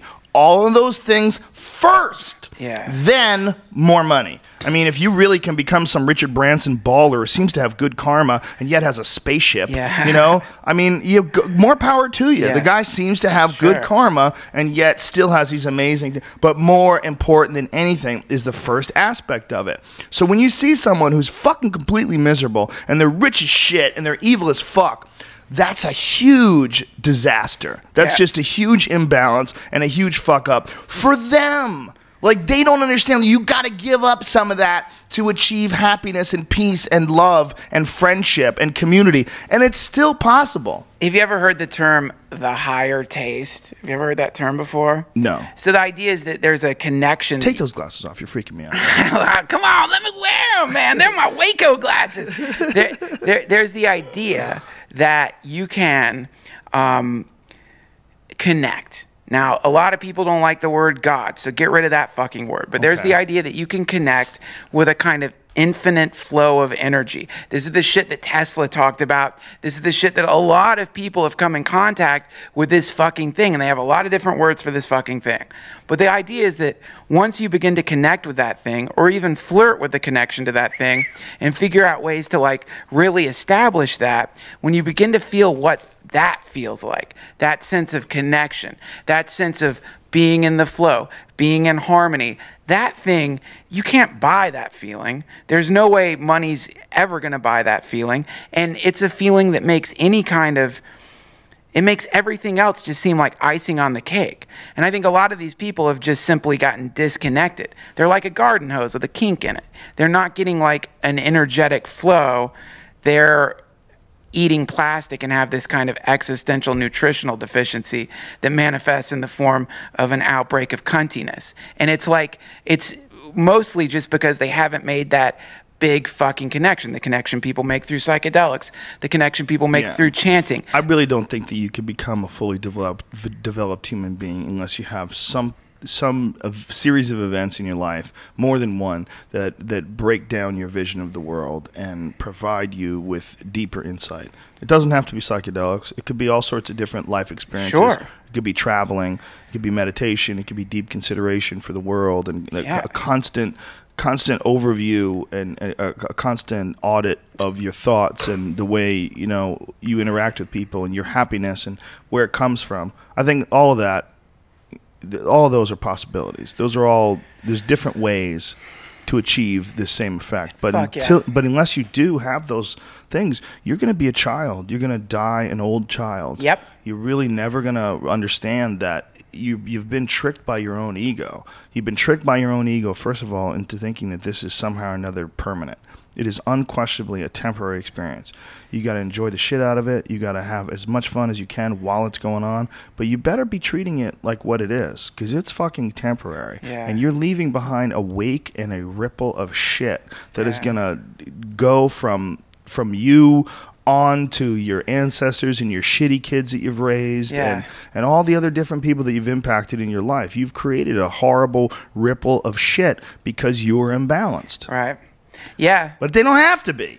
They don't have to be. That's the thing. If all these fucking, these guys that are in secret societies and Skull and Bones and shit, if they all just dropped the bullshit, stopped being pussies, and took mushrooms, the whole picture would change immediately. Yep. You would have, and folks, this is not, I'm not making this up. Look at Johns Hopkins University's studies on psilocybin use and what would happen to people with one psilocybin experience over the course of a couple of years. Their personalities change for the better. These pussies, they need to stop dressing up like fucking Eyes Wide Shut and boning each other in the ass and videotaping it and holding each other hostage with the information. Instead of doing it that way, they need to get together and do some fucking mushrooms. But man, it's such an important thing to make this connection however you do it. McKenna was really into mushrooms because it was an expeditious way to do it, and he was a believer in 2012 and the idea of some kind of eschatological event that was going to wipe us all out, so we got to move quick. Ram Dass is he actually didn't believe that. His idea was ultimate novelty. But he seemed to be in a rush. His thing was like, you're not going to get people to like this transformation in society you're talking about. He maybe fairly recognized that, like, let's make this shit happen fast, and the fastest way to do it would be to get everyone, or as many people as possible, to experience the psychedelic state and bring that into the world through our action. Well, no, he didn't really believe in the end of the world for 2012. That's what I'm saying. He thought it was going to be a time machine. He thought it was going to be some moment of ultimate novelty, that it was going to be a technological thing. Right. I guess when I say the end of the world, I mean, like, his idea was more of a positive end of the world scenario, but still a apocalypse, lifting of the veil, transformation of the old ways into some complete moment of novelty. And like, he was into, like, the reason I'm just trying to get to the point that he liked to, like, he placed mushrooms over meditation, where there's other people who say, the problem with the psychedelic experience is that it gets you there, and it gets you there quick, but you got to come back out of that. Mm-hmm. And the idea is to, like, how can we be in that state of consciousness, not like the walls are melting, but in that state of connectivity all the time. Well, we know a lot of people that have had a series of these psychedelic experiences, and they're still, like, really selfish. Exactly. We know this one guy who's very angry, who's had a lot of mushroom experiences. I mean, a ton. Writes books on it. He's an angry motherfucker. Contrary to the vision of the plant itself, the fungus itself. Right. So, because it's a teacher, it's just like any other teacher. Right, you It's a could class. ignore it, and also if you've got some weird social issues and psychological issues, you can start having grandiose ideas based on psychedelic experiences. Like I've talked to people that had psychedelic experiences and believe that like there's a whole team of beings out there that are looking out for them and that helping them succeed. And like succeed for what? Like what's the end goal? Like what are you talking about? Like Right. you really believe that? It's like they've chosen to like look at only a fraction of the information that's being displayed. Succeed. See, that's brilliant, dude, because that's the thing is like with meditation, sometimes I'll go into meditation with a point. Like I'm trying to get something. I'm trying to do something. I'm trying to get like my mind wants there to be a result, like, some kind of like metaphysical tricep development or something through meditation, because we've been taught to be completely to live a result-oriented life. And the paradox of meditation is the idea is like, no, you don't get anything out of this. This isn't it's entering into a mind state where you're no longer constantly in the pursuit of the future. You're no longer always chasing whatever the thing is that you think is the moment in the future. You are, coming into where you are at this very moment, wherever the fuck you happen to be, If fucking lotion all over your dick because you just jerked off to porn, or fucking with beer cans all over your fucking house, or wherever you are, you get into that moment and become that thing. And the paradox of being fully in that thing is that your situations and conditions will begin to transform, because that's where the real like healing starts happening. The real transformation doesn't start with a fucking beating yourself up. It starts with a sense of like, all right, hold on, okay. Entry into this dimension created a form of weird amnesia. I apparently have developed the fucking personality of a supreme cunt. I've got some weird fucking hangover that came from my incarnation in this dimension. I'm going to shake off this hangover, and the way I'm going to shake it off is by fully understanding where I'm at right now. It's a paradox, man. It's something that's like a really strange thing, because to get to a place where you aren't such a cunt and where you aren't trapped, you need to first understand that what your prison cell is like. Isn't it fascinating when you see like these Wall Street guys? Like I read about another one the other day who's realized that his fund had lost hundreds of millions of dollars, and so he committed suicide. Yes. Exactly, dude. It's just like Fool. these strange numbers. Yeah. These abstract numbers that are part of this game. And he realized that the game was over. Wife, kids, the whole deal. Children. He had children. Did you see the fucking guy who burned his house down and took a cyanide pill in court? Did you see that video? Yes. Yeah. Holy shit, dude. He's yeah. like, fucking, that's it, man. He pressed reset because he's going to jail. But well, like, he was going to jail for a long time, so he decided to take that cyanide pill right in front of everybody. Fuck yeah, man. Cyanide, dude. Fucking, I looked up how that shit kills you. It's goddamn crazy, Yeah, dude. he just sat there. He Yeah. took the pill and just sat there. He started snoring. Yeah. And then his body just started giving up, and then he collapsed. They're like, call hospital, call 911. Yeah. He's down. And he just Down. was moaning and But this is the problem, man. This is like fucking, it's so funny how the Bible's rife with like really great information, but if you take it literally, it's retarded. But the Bible's always like, the God of the Bible's always against false idols, and is always saying, don't worship false idols. If you worship false idols, you're fucked. And people like that, they started this crazy worship of bullshit, and the end result is you end up in a pretty fucking crappy extinction event happening. So how does this all play out? Because this is all just assuming that the world is real. Now we're assuming that the world is some sort of a computer simulation. And by the way, this keeps coming to me. Even Brittany Palmer sent me a tweet the other day about computer simulation code. Very bright girl, by the way, even though she's a ring card girl. It's fucking badass. Yeah, it's fascinating. There's shit, a ring card girl. There's a ring card girl that's into simulation theory. Brittany Palmer's a badass bitch. Jesus. Very cool chick. That's Jesus. She's the incarnation of Jesus. Yeah, her boyfriend's into it too, apparently, because he sent a link to me for me to read. Yeah. What? Oh, the boyfriend. The boyfriend thing suddenly it's like really great for my a while. ears. Handsome just- fella, handsome, very successful. You're fucked. You're not getting in there, kid. But that idea though, the simulation theory is going around the world. A lot of people are looking at it, and one of the reasons, one of the real big ones that sort of catapulted it was when this guy, Dr. Gates, have found hidden error correction codes hidden in the equations of supersymmetry. It's really, really hard to wrap your head around, but in his words, they had found the presence of codes in the equations of physics. Not that they were trying to compute something, and the way he describes it says it's a little bit like doing biology, where if you studied an animal, you'd eventually run into its DNA, and that's essentially what's happened to us. These codes that we found, they're like the DNA that sits inside of the equations that we study. So yeah, do we live in the Matrix? Yeah. Yeah. Well, man, it's a blast. I mean, the reason it's fucking cool is because it's a new version of a very old idea that's being told using the current state-of-the-art language that we have today. But this idea of the universe being a computer simulation, the Maya, as they call it in India, which means illusion, this is a very old fucking idea. Well, John Archibald Wheeler was an American theoretical physicist who was largely responsible, according to the biography on him, largely responsible for reviving interest in general relativity in the United States after World War II. And one of the things that Dr. Gates had said was that he thought that Wheeler was crazy. And he believes that this experience, you know, studying this computer code and finding out that there's code in supersymmetry, he says that if you study physics long enough, you might become crazy.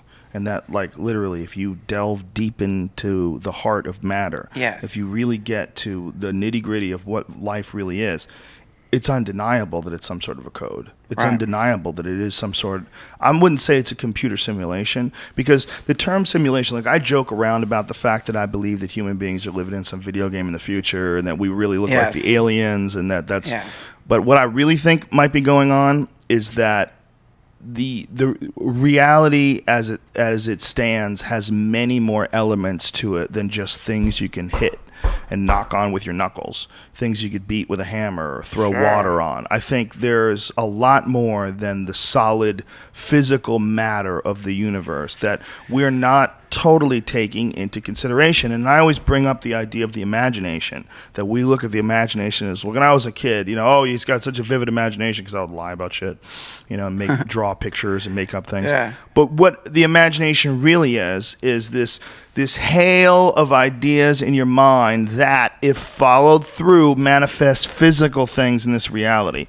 So it's not simply just this airy-fairy, woo-woo thing that's like this non-important, intangible aspect of life. No, it's the creator of everything. Yeah. It's the root behind the creation of every single physical thing, from nuclear power plants to guns to fucking cat clocks.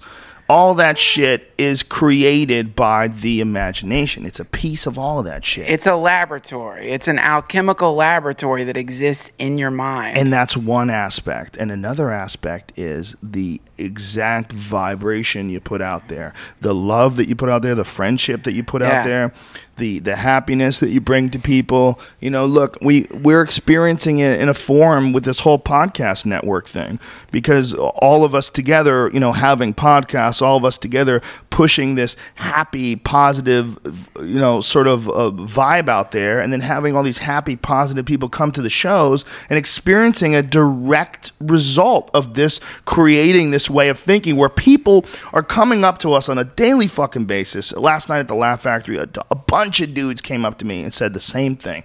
You're changing my life. You changed my life, changed the way I look at things, changed the way I'm like happier now. I was going through a bad breakup. I was fat. I lost weight. I got healthy. It's all the same thought repeating itself over and over and over again. And that thought is that you're putting out a positive thing, and positive results are being accumulated because of this transmission. That's right, man. And earlier you were talking about this being technologically enhanced.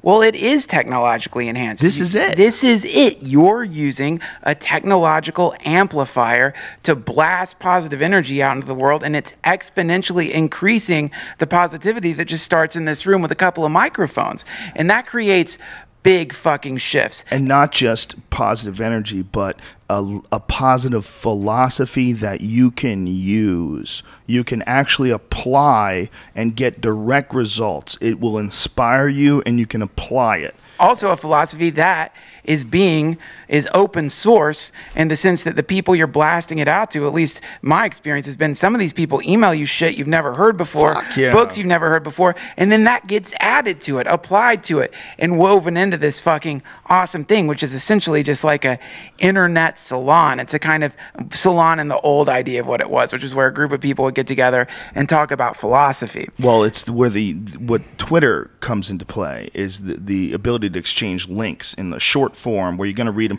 People send me emails. Jesus Christ. Some of you crazy fucks that send me these 17-page emails on your whole life story. Oh, yeah. No one's reading that. You can't read those. Stop it. Stop being fucking crazy. But if you send me some shit about like self-healing concrete. Yes, that gets read. Did you read that? Yeah, it's amazing. Self-healing concrete. Piss, Go piss, dude. So there's some shit called self-repairing bioconcrete that's made out of bacteria. I mean, it is like every day it's getting weirder and weirder and weirder, and it just does not seem to be ending, man. And it's all going on while we're not even paying attention. While you're just doing your everyday thing, they're constantly coming up with new, crazier and crazier shit. And this stuff it's bacterial spores that are added to the concrete mix, and they're activated by water. And this experimental concrete, it patches up cracks by itself. I mean, this is fucking bananas, man. It's going to start growing feelings in the future. Yeah. Like, it's going to be like we can't drive on the road because it hurts it. Well, wouldn't it be crazy if your house became like something you could talk to? Hey, I'm home. How are you? Joe. And you like touch the walls, and it's like happy to see you and shit. I mean, that doesn't seem outside the realm of possibility. Go into the attic once in a while and let the house know who's boss. Yeah, fuck its attic, fuck its brain in the attic. Well, when you stop and think about it, like if we do come up with smart computers, what if one of the things that we do is make your whole house like a living network? That'd be crazy. Yeah, like you come home and your house, like literally, like it feeds off of your positive feelings. Like your house is like, is it cold enough for you? Is it warm enough for you? Would you like the lights on? And you're like, can you turn on channel 20? Yeah. 20, ding dong, home shopping network. You know, you could do whatever the fuck you want through communicating with your house. You tell it when to turn the lights on, tell it when to turn the lights on. That's all coming. Your house is going to be like one giant computer. You're not even going to reach for the faucet. You're going to say, turn the hot water on. And then if you had like an Asian fetish, you'd buy like an Asian themed type looking house. Or if you liked, like Western girl or Southern girls, you have like a ranch. Don't arigato. Yeah, your house could be like really like a muted Japanese lady that's super polite and shy. Yeah. Hi. Yeah, you could. your house could talk to you. I mean, it could have a voice. Do you remember when it's a true story. Brian was dating this chick, and she got jealous of his navigation system because it was a hot girl's voice. Yeah, she made me change it to a guy, so I would choose the British guy. But then I acted out like I was gay for him every time he talked to me. Isn't that hilarious that someone could actually be jealous of the navigation system's voice? That's when you know you got a rock solid relationship. When your chick is upset at the navigation system. Who's this fucking whore telling us where to go? Those were the days. Turn left here. Like, ew, I hate this girl's voice. Ew. This fake computer. What was even better, it was like a TomTom, and with TomToms you can download like celebrity voices. Right. So I started dating like it was like Cameron Diaz or something like that. But it was you can do that? Yeah, you could do Yoda. And like, oh, did you guys hear about fucking Star Wars getting bought by Disney? Yes, yeah. That's ridiculous. What do you think? That's good or bad? Well, look, let's be honest. The last Star Wars movies sucked a fat one. Yeah, they all sucked. They sucked. And Ari was saying that, we're just in denial that if you go back and try to watch Star Wars, it sucked too. And I say it didn't suck because it only sucks today if you compare it to the movies of today. Right. But if you go back to when Star Wars was released, it was groundbreaking, man. There's no denying. It's like saying that if you go back and listen to Lenny Bruce, you won't laugh. Doesn't matter. It's still like super groundbreaking. Have you seen the video of the pre-voiceover Darth Vader? No. The guy who did Darth Vader's voice before Morgan Freeman did it. I'm your father. It's fucking awesome. It wasn't Morgan Freeman. Not Morgan Freeman. Fuck. Wow, that's racist. The other guy. No, it the isn't. Black guy. They both have awesome voices. Yeah, who was it? The guy who did. He was in Thulsa Doom in Conan too. What the fuck is his name? Really, the guy. All does black guy those sound commercials. Does a lot of commercials. Yeah. What the fuck's his name? Earl Jones. James Earl Jones. Yeah, that guy. Yeah. But if you go back and watch those Star Wars movies, like there was a couple of good ones. They were decent. They were great for the time. But the new ones are fucking terrible, man. They're just terrible. They are It's shit, like dude. George Lucas lost his connection. It's really sad. Sucks. It's like the guy needs to do squats and run some hill Squats is not going to make Star Wars He's better. got like no life to him. It's like there's no passion there. There's no fire. There's no real threat. It's just all just mush. It's just mushy mush stupidity. I just hope like they don't have like Jar Jar Binks. Like Disney's like, Oh, no, we're going to Jar Jar reinvent Binks. Jar Jar. He's going to be a vampire this time. Yeah, and he's when- going to have a sexy kid. Jar Jar Banks, like, what the fuck was that? That's like taking an Ewok and just removing everything that's good about it and adding more stupidity. And And what's even Yeah. creepier is when they changed it. Like they just re-released all the Star Wars on Blu-ray, and I guess they did all these things like making the Ewoks blink now because they didn't used to blink. I guess I don't remember 'em. But like now that's even creepier because now you know that's that fake. they, Yeah. you know that they fixed that. Did you see the Dark Crystal?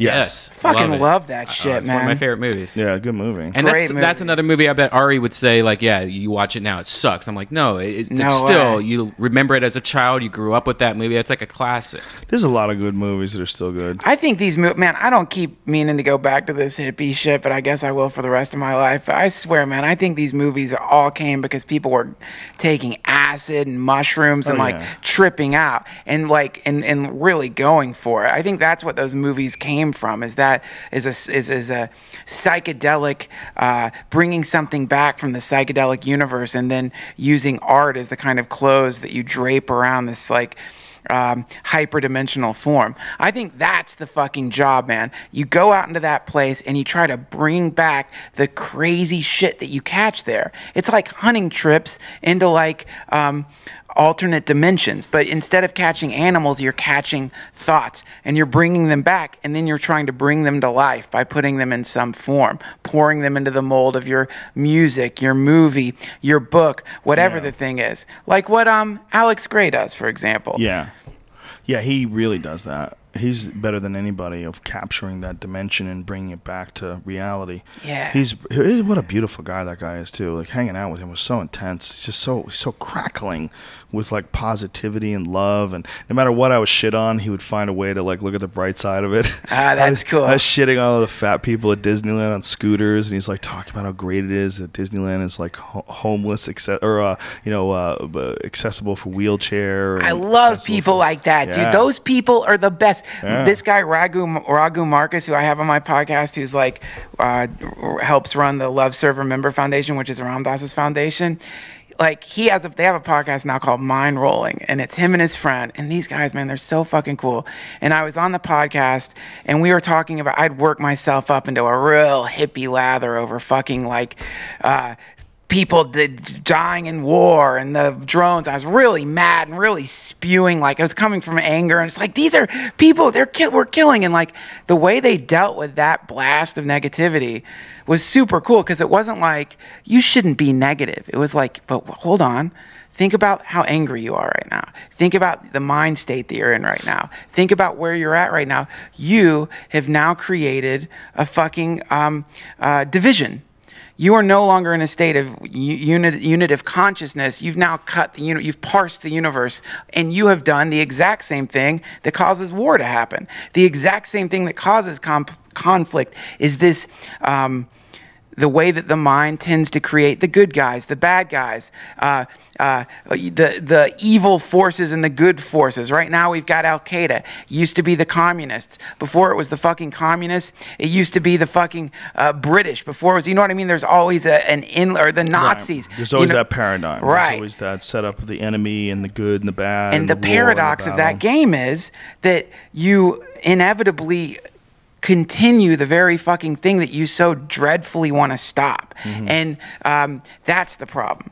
And Right, you could, in creating that conflict and attacking, you automatically create a war, and you That's it. automatically give someone something to fight for. And these people like Alex fucking Gray or Raghu Marcus or Ramdas, that's what they're re-diverting it and making things always positive. They're trying, and that's alchemy, man. Yeah. It's amazing. But, by the way, there's no comedy in that. You got to be able to shit on fat people Oh, and scooters. you do. That's true.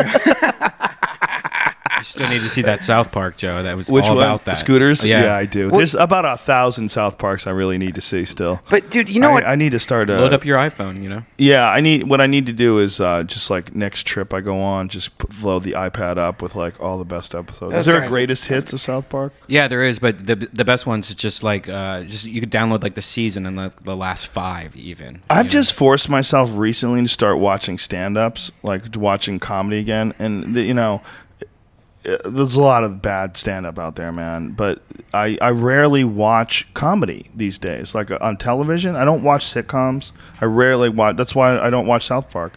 It's like I love South Park, but when I'm alone, I don't go to comedy. I almost always go to like science.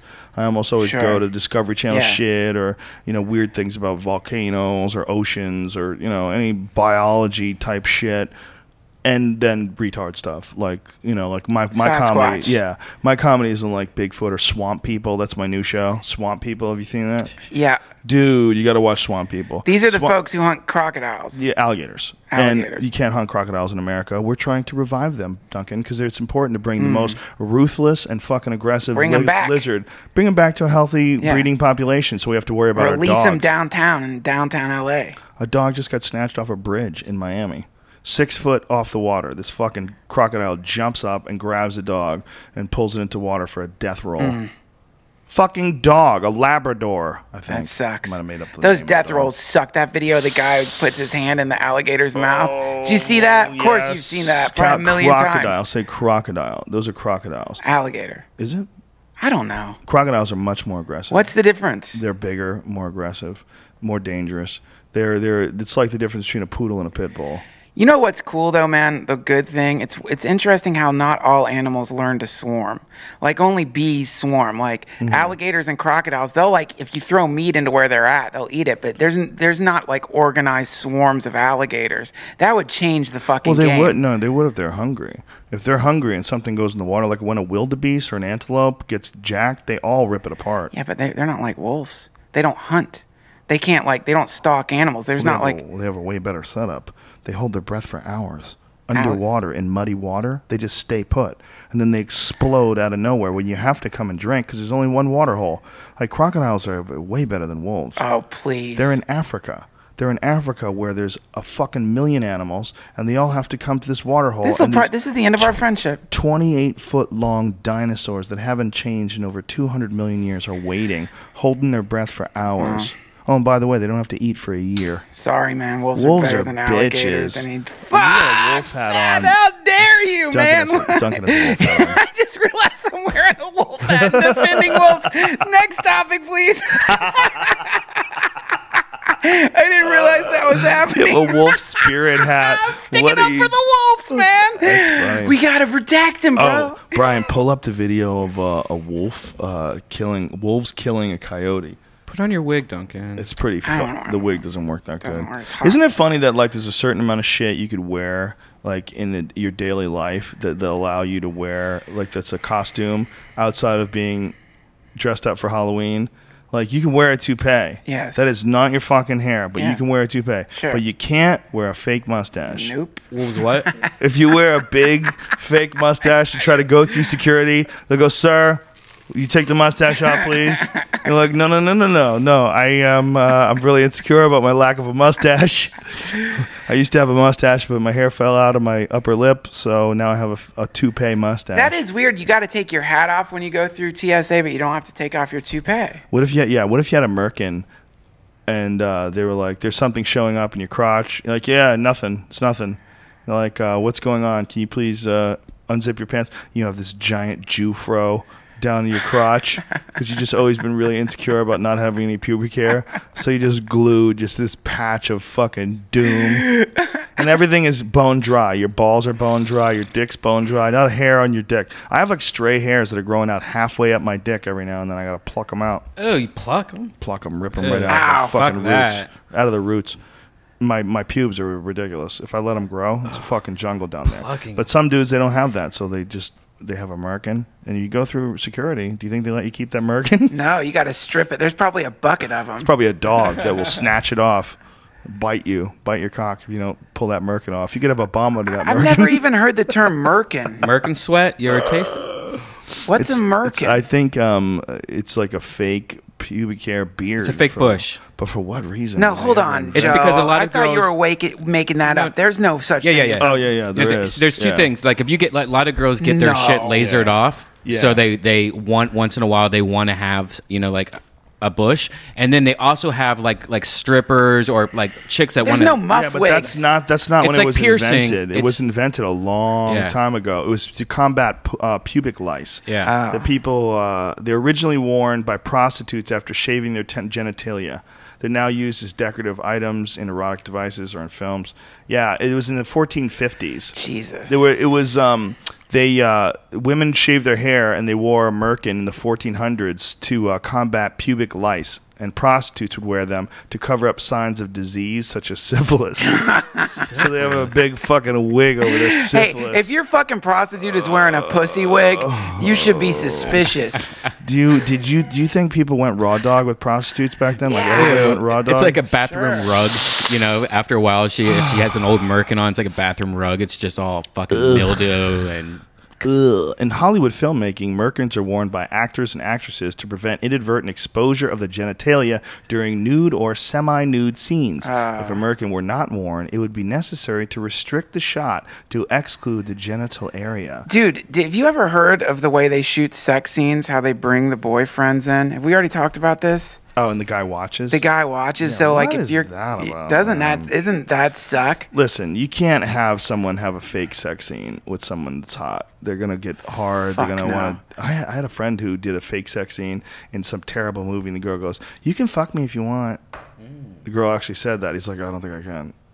He didn't know what to say, but he's on top of her, like fake thrusting into her asshole with his flaccid penis. Can She's you like, fucking imagine being Yeah. like someone's husband and sitting and watching them get fucked by Bruce Willis in some dark room? Fuck Bruce Willis. How about like Bruce Willis. Yeah. I don't know. How about like The Rock? Looper was great. The Rock is just like his giant tattooed chest is sweating into your wife's mouth as he's fake pumping her with her legs over her head, fucking her in a way you could never possibly do with your lithe frame and your jogger's body. His big giant fucking Samoan tribal tattoos on his roided up chest, and he's just pumping his giant semi-hard cock on the outside of your wife's pussy, and deep inside she's just slippery and gliding, and she wished she would just shove it in. I don't care who's watching.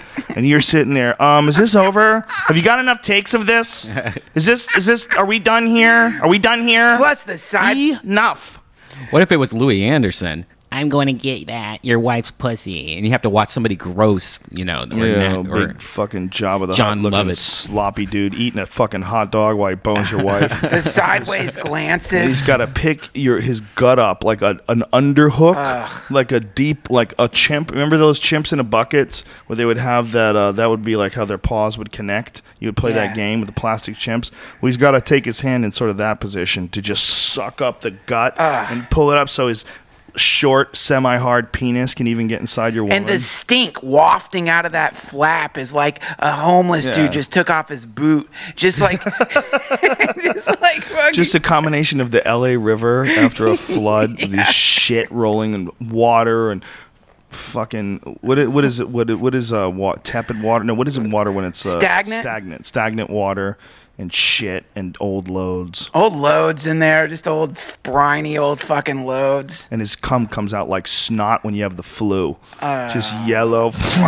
You know how you blow your nose when you have the flu and it comes out all yellow, and that's how his loads look. It's like the death sneeze of someone with malaria. It's like your custard last sneeze. inside of a Boston cream donut, that yellow custard. Oh, fuck. Yeah, Except it's not as smooth and delicious looking.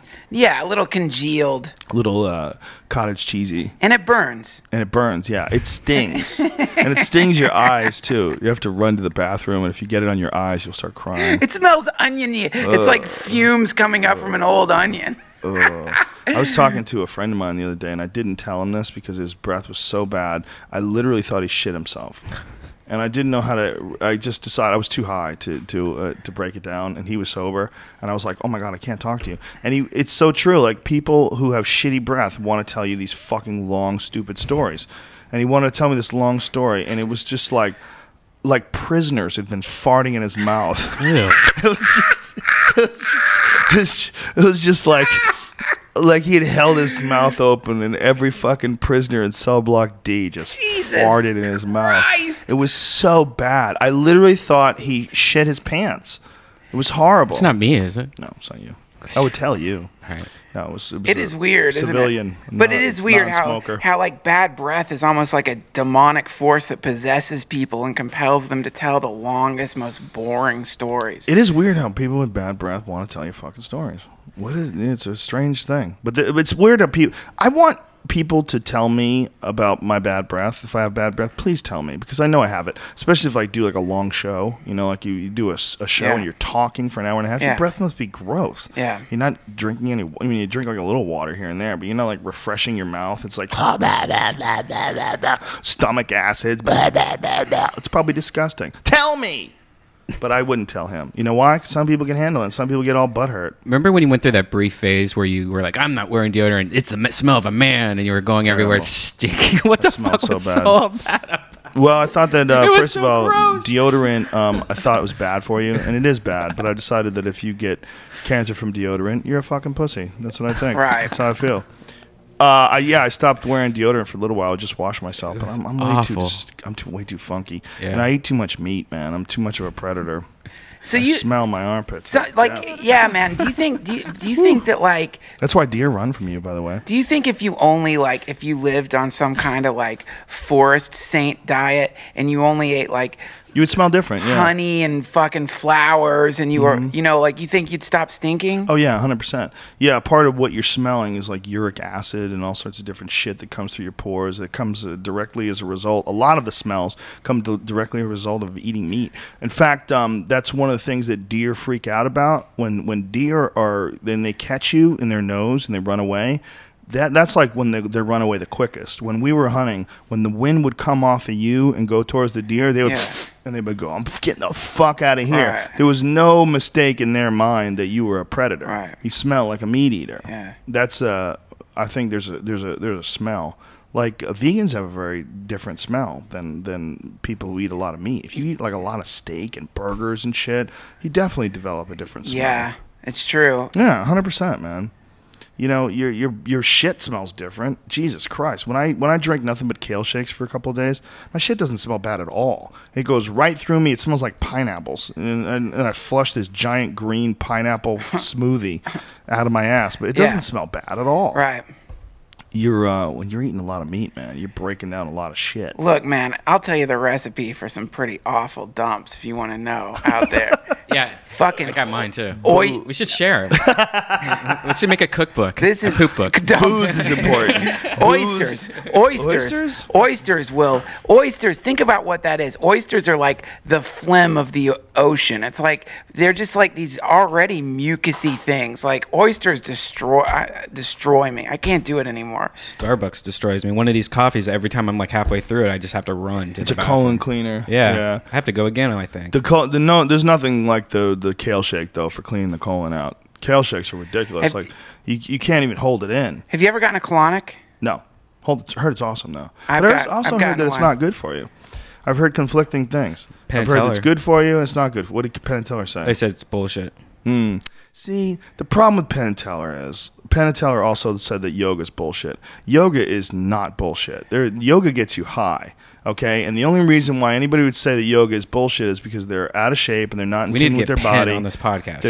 They're not in shape. They're not in tune with their body, and they don't understand that you are releasing tension and you're creating a different state of consciousness when you do yoga. Yoga definitely gets you high. There's no question about it. And anybody who says it doesn't, you're too out of shape to appreciate it. That's all it is. I've had like real legitimate like life-changing experiences after yoga where I've really sat down and you know, when I say life-changing, I mean like in degrees, left, right, forward, you know, like there's like certain times where I've had experiences in my life that were literally life-changing because I sat down and that extra inspiration that I got from that moment, that that extra positivity, that extra clarity that I got, moved me in a percentage of a point in one direction. And it's almost always towards the good. I've had that from yoga. No question about it. And it's not just because I chose to have it. It's also because those techniques of all that stretching and all those things release tension from the body, and the way your body carries around tension it directly affects the way your mind works. Directly affects how you interact with people.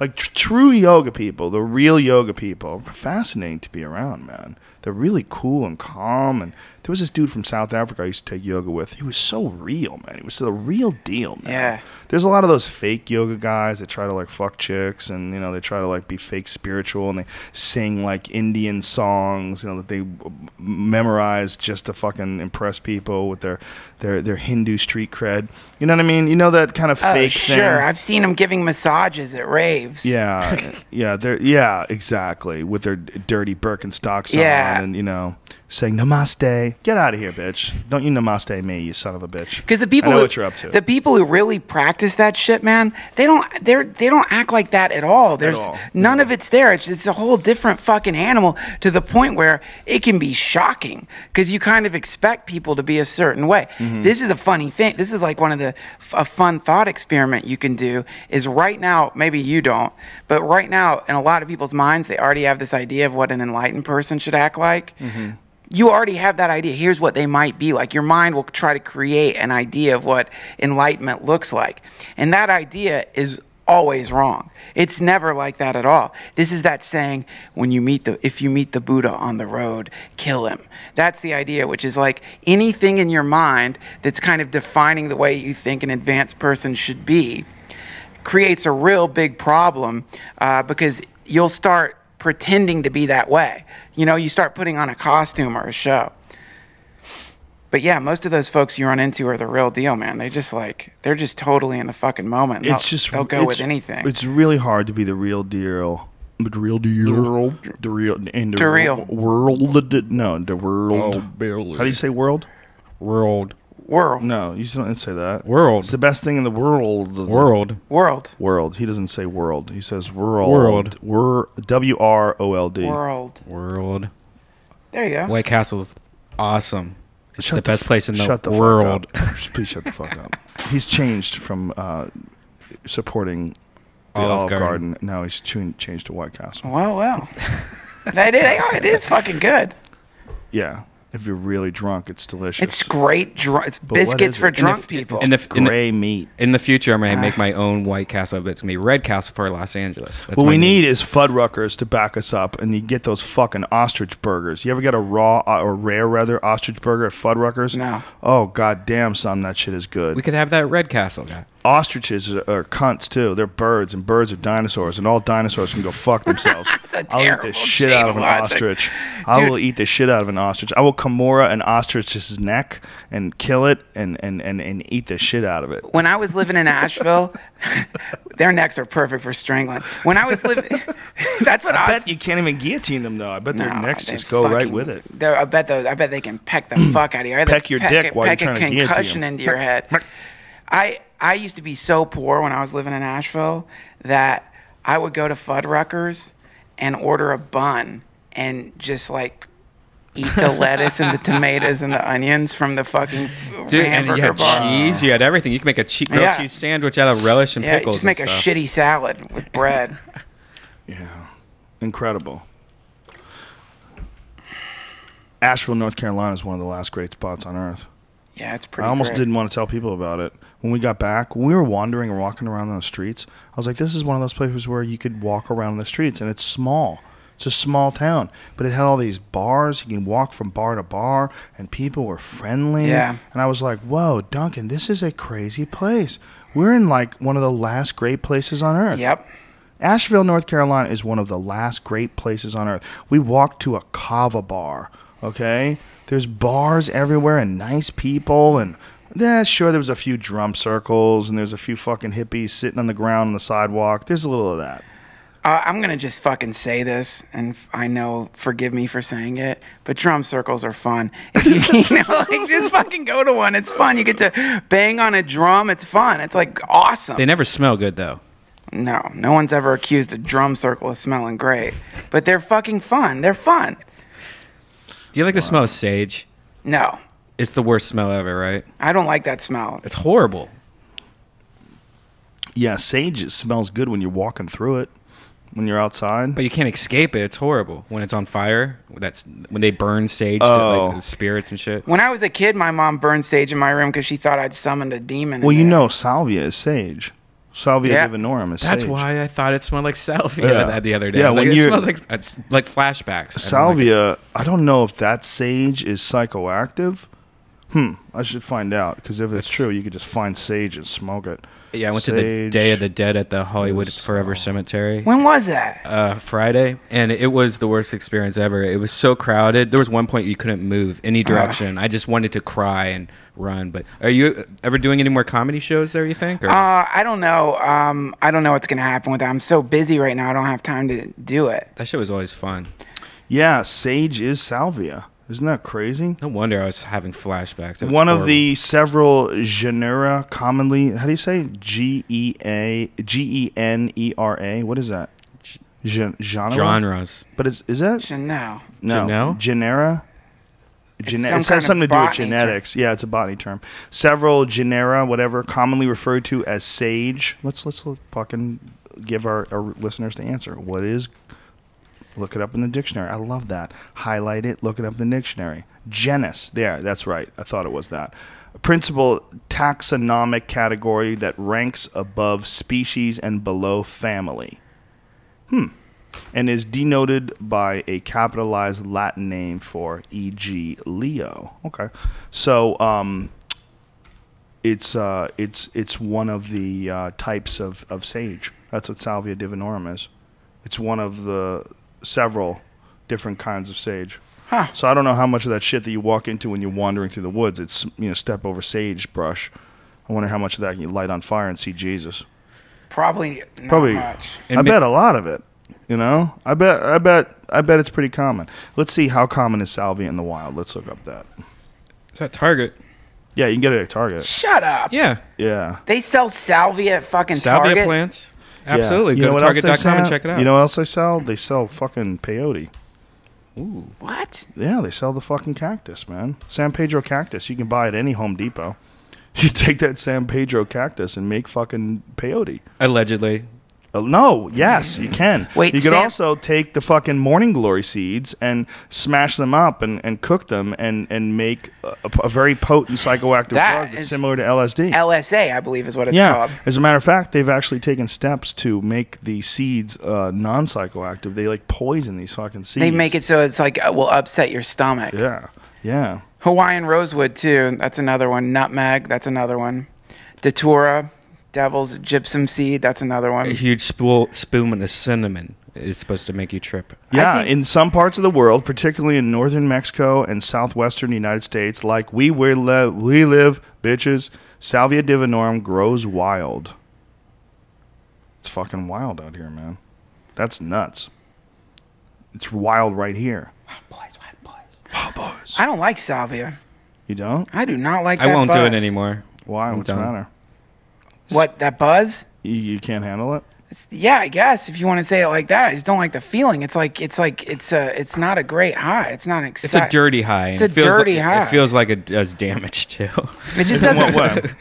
It's just after you get done doing it, you're sweating your ass off. Like your body goes from like 0 to 100. Your heartbeat's going so bad, you're just drenched in sweat. You have that dirty fucking my brain feels fucked up feeling, and it's just a gross feeling, like almost like a sinus hangover or something.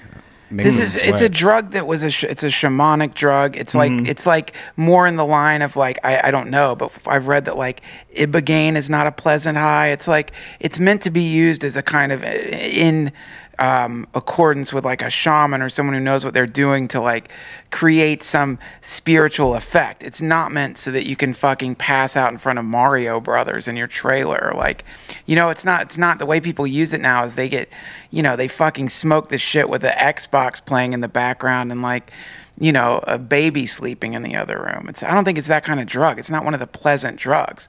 There are psychedelics that if you take low doses definitely can be social lubricants and can be fun for partying, but salvia doesn't feel like that at all. Yeah, well, people that take it, that make videos of them taking it, they certainly support that. Yeah. Those videos of people, like Brian has a few of them out there, and the one with Ari freaking out, where Ari did it in front of him, and Ari did it, and Ari is one of my favorite stories of salvia. Ari did it and lived another life for months. He made friends, he had relationships, he lived a life in this artificial world for months, and then was snapped back to reality when it sobered up. And he said he'll never forget it. He said it was really weird listening to him describe it. He's like, I had a whole nother life for months. I did it with Bobby Lee, and he said he felt like he was on a pirate ship covered in spiders. Hey, Brian, I don't think you're supposed to let these lasers hit you in the eyeball. Huh? These are club lasers, so They're they're okay. The club, when you go blind in the club, it's fine. There's pussy there. Yeah. They are okay though. Yeah, They yeah. can hit you They're in the for eyeballs? nightclubs and stuff like that. Oh, okay. What happens if they hit your eyeballs? Nothing. Nothing. I read this thing where they said that you're supposed to not wear sunglasses, and that you should allow a certain amount of sunlight to hit your eyes because there's essential nutrients that you get from sunlight, just like you get nutrients from sunlight and vitamin D. And also you get nutrients that help your vision. I never wear sunglasses. I'm wearing them now just for Halloween, but I never wear them. To the point where I think I probably fucked my eyes up a little bit from not wearing them. Well, they say if you go to like skiing or something, like snow blindness. Callan knows a guy who went snow blind. Literally, he went blind. He climbed K2, and the snow was so bright he didn't have sunglasses on. He was only there for one day. One of his eyes went blind. That insane. sucks. That sucks.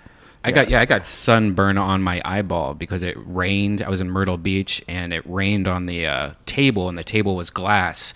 And then I hung out and drank on the table for a few hours, and the reflection off the water on the glass table, I guess, like magnified the rays or whatever. And for 3 days, I couldn't see. Like, I couldn't open my eyes. My eyes were watering and burning.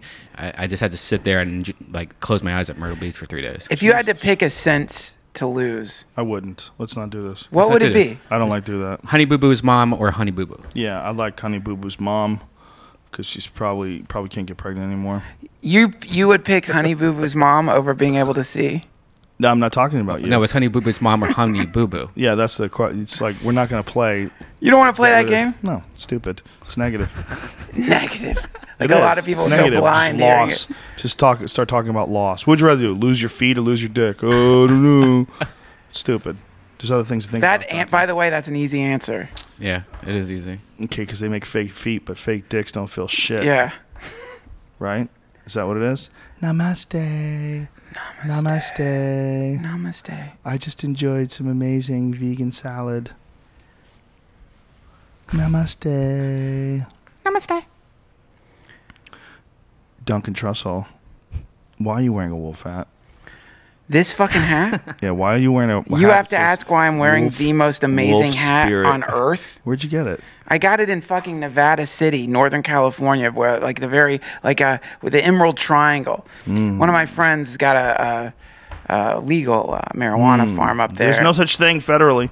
Whatever. As a matter of fact, I'm going to have to stop smoking marijuana because I want to pursue my hunting obsession, my new hunting obsession. So I'm going to quit pot. If you guys were both single, would you fuck this girl? Who wouldn't? Okay, because that's a lady boy. What a trap! You asshole! That was like the easiest trap to set of That's all time. not a girl. That's a lie. Thank God I had to think about it for a second. I would have to listen to her talk. I'd probably be able to smell her and know.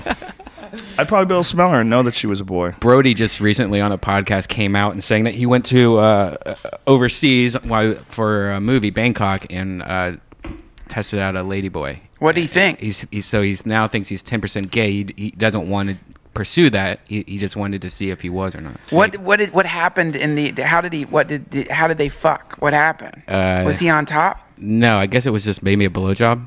Oh boy! Wow. You can get gonorrhea from mouth contact. 300,000 cases of gonorrhea in 2000. Well, every year. Did you recently apparently. get gonorrhea? No, I'm just telling you. I'm just saying, don't let dudes who dress up like girls and give out blowjobs suck your dick because their mouth ain't too picky. That's what I'm trying to say. You should do public service announcement. Everyone now who buys a gun must fill out the ATF form 4473, which asks, are you an unlawful user of or addicted to marijuana or any depressant, stimulant, narcotic drug, or any other controlled substance? All right. Well, that's an amazing question, first of all, because you can answer, no, I am not, because I'm not an unlawful user, because I'm a medical marijuana user in the state of California where I had a doctor's prescription for it. So no, that's not all law, but it's not true federally. And then it's to say, are you addicted to marijuana or any depressant, stimulant? What about coffee? Like they could, legally, they could bring you to jail if you drink coffee every day. That's right. This is how stupid this law is. Narcotic drug or any other controlled substance. Yes. That's fascinating, man. Are you an unlawful user of? And what does that mean? A user of in the past tense or user of currently? Because currently I'm not doing anything. I'm not doing anything right now. So I could say, I could write down that report, no. Because currently I'm not. Right. But what does that mean? User, how does that fit into your lifestyle? Do you have every day you have to smoke a joint, just like every day you have to take your fucking thyroid medication? No. What kind of a weird ass question is that? What kind of a weird open ended question is that? And that can keep you from having a gun. I just got my shit renewed yesterday. Look how stoned I was in my picture. You can't even see my eyes. You look barbecued, son. Yeah, isn't that fascinating, man? Are you an unlawful user of or addicted to? First of all, the idea that you're addicted to marijuana, that's like saying, are you addicted to washing your hands? Because it's the same people that get addicted to marijuana are addicted to anything. You just come up with something. Isn't that an optimistic thing to put on your form? Because you're just naively assuming that anyone's going to answer that question honestly. No, what they're doing is they're making it so that anybody who runs a medical marijuana plant can't arm themselves. All right. You know, if you have a fucking farm and you're growing medical marijuana and the government comes in to take you, they can also bust you for having these guns illegally and for lying on these federal forms, which is just like perjury. These fucking goblins, man. It's the worst. It's unbelievable the fucking worst. That passed through. You know, the Second Amendment is a very important part of anybody who wants to hunt their own food, be able to protect themselves from criminals, be able to protect themselves from predators. If you live in a rural community, if you live in Montana and you're living out in the woods, like in that show Mountain Men, these motherfuckers, they need guns to shoot off bears. Yeah. They have bears that they need to shoot at. I mean, if you don't, the bear comes and eats you. I mean, to say that they can't have bears because they also have arthritis that medical marijuana cures. Look, here's the other fucking thing. By the way, fuck the reason, goddammit. Here's another fun thing you can do. Shoot. Shooting guns is just fucking fun. It's fun to shoot bottles. It's fun to shoot targets. It's fun to shoot a gun. It's just a blast. The whole point is it's not about reason. It's you get to have a gun in this country if you want to have a fucking gun. It shouldn't be based on whether or not you smoke something that grows out of the ground. Meanwhile, you can have Hunter S. Thompson had a fucking bar at his shooting range. A bar. Yeah. Have you ever seen that? A full fucking bar with a butler. You can have that. Yeah. But you can't smoke pot and shoot? That's ridiculous. Yeah, you got a prescription for OxyContin as long as it's legal. As long as it's legal, you don't have that problem.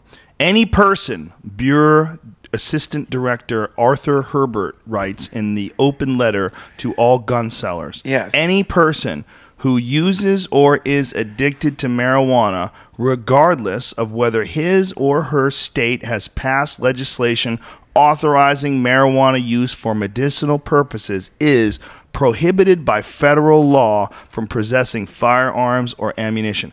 That shit makes me want to join the NRA. It really does. You should. I am going to. I think I am. I think the NRA was fucking dead right. I think all this time that the NRA has been trying to stop the government from taking away gun rights, now I understand it. Now I get it. All this time I thought it was wow, these crazy gun nuts, they really want to have machine guns. Hey, they really want to have assault rifles. No, they just don't want to have these people telling you what you can and can't have. It's simple, man. It's a simple fucking right. It's obvious, too. The ATF, or the National Rifle Association, isn't commenting on it. It says the National Rifle Association, which frequently butts heads with the ATF, has not put out a statement on the letter, and a spokesperson there did not return calls for comment. A spokesman for Rocky Mountain gun owners was also silent. Well, that's really sad. It's a really sad thing, because that's just the pressure from pharmaceutical companies that are trying to make sure that medical marijuana doesn't spill off into some sort of a decriminalization event nationwide. Yeah. And to stop it in its place, it started out in Montana. And the reason why it's in Montana is because if you've ever been to Montana, a huge percentage of the people in Montana hunt. When we were in Montana, everywhere we drove, there was like signs that said "Welcome Hunters," like in bars and restaurants, it said "Welcome Hunters." There's a lot of fucking people hunting up there, and there's also a lot of people up there that like to get high. So they decided to kill the medical marijuana community there by making it so that if you are a legal registered medical marijuana patient, you can't own a firearm. Oh, well. Fucking pigs. Fucking believably gross, man. It's really disgusting. It said Jeff Dorsher, a spokesman for the U.S. Attorney's Office in Colorado, said the decision whether to prosecute someone would be made on a case-by-case basis. That's basically saying they have you by the balls. There don't appear to be any cases in Colorado where people have been prosecuted for illegally owning guns because they are medical marijuana patients, because there's so many medical marijuana patients who have guns in Colorado. You've just made felons out of, 1 million people, and that's not exaggeration.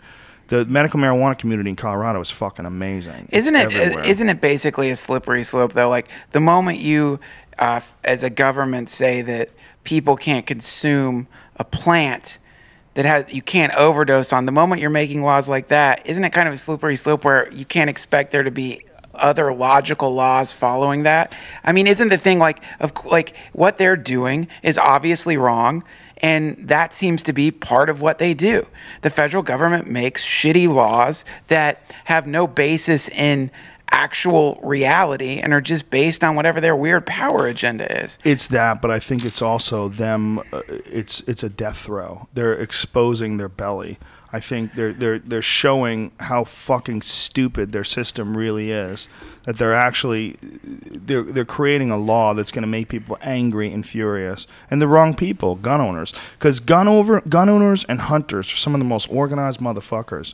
It's really interesting how these fish and game departments are entirely funded. The conservation efforts are entirely funded by hunters and hunting, and gun owners are the ones who organize, like, one of the best run departments in the entire country is the different states' fish and game departments. They're incredibly efficient at managing game populations, at setting tag limits, at managing the number of livestock, right, or wildlife stock, like men and females, and they do all these surveys and tests. They're incredibly efficient because it's all based on people who actually care about the environment, who actually go out and hunt these wild animals. So you're going to get them against you, and this is supposed to be the government. This is supposed to be the people that are looking out for you. There's no reason to pass this. There's no fucking reason. They're just making shit more complicated and making government deeper, creating more fucking problems, creating more cunty scenarios where you're going to lock someone in jail because they like to smoke weed and they like to hunt. You dummies. Yeah, P.S. All this makes me want to do is get baked and go shoot a gun. All this makes me want to do is go to Canada. That's what it makes me want to do.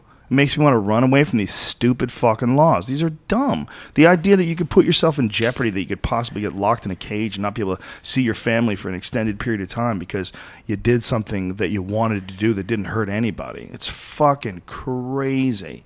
And believe me, if you were stoned and you had a gun, you'd be careful as fuck. Oh my God, you'd be so goddamn paranoid. Sure.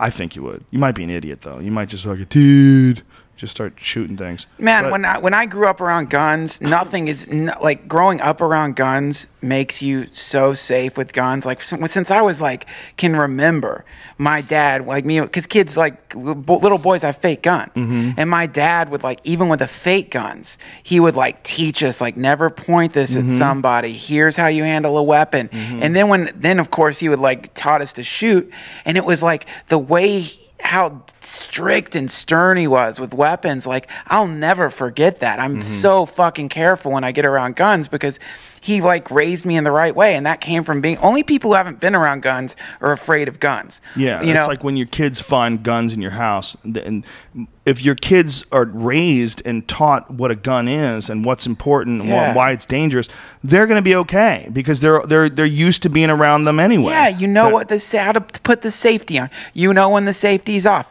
You know not to fucking point it at anyone. You know not yourself. to have a bullet in the chamber. Yeah, you know, all those things. And also, by the way, if you've got fucking guns, the responsible thing is you have a goddamn gun safe. You put your fucking guns in a safe. You don't leave them around. Yeah. Period.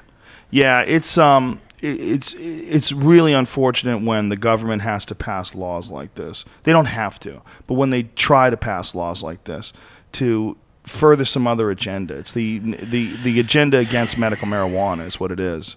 It's that simple. It's trying to slow the medical marijuana movement, and so they involve guns, and I think it's a mistake. It's fucking disgusting. Did you see that editorial article CNN just put out on why we should legalize marijuana? Yes, I did see it. So cool. It's amazing.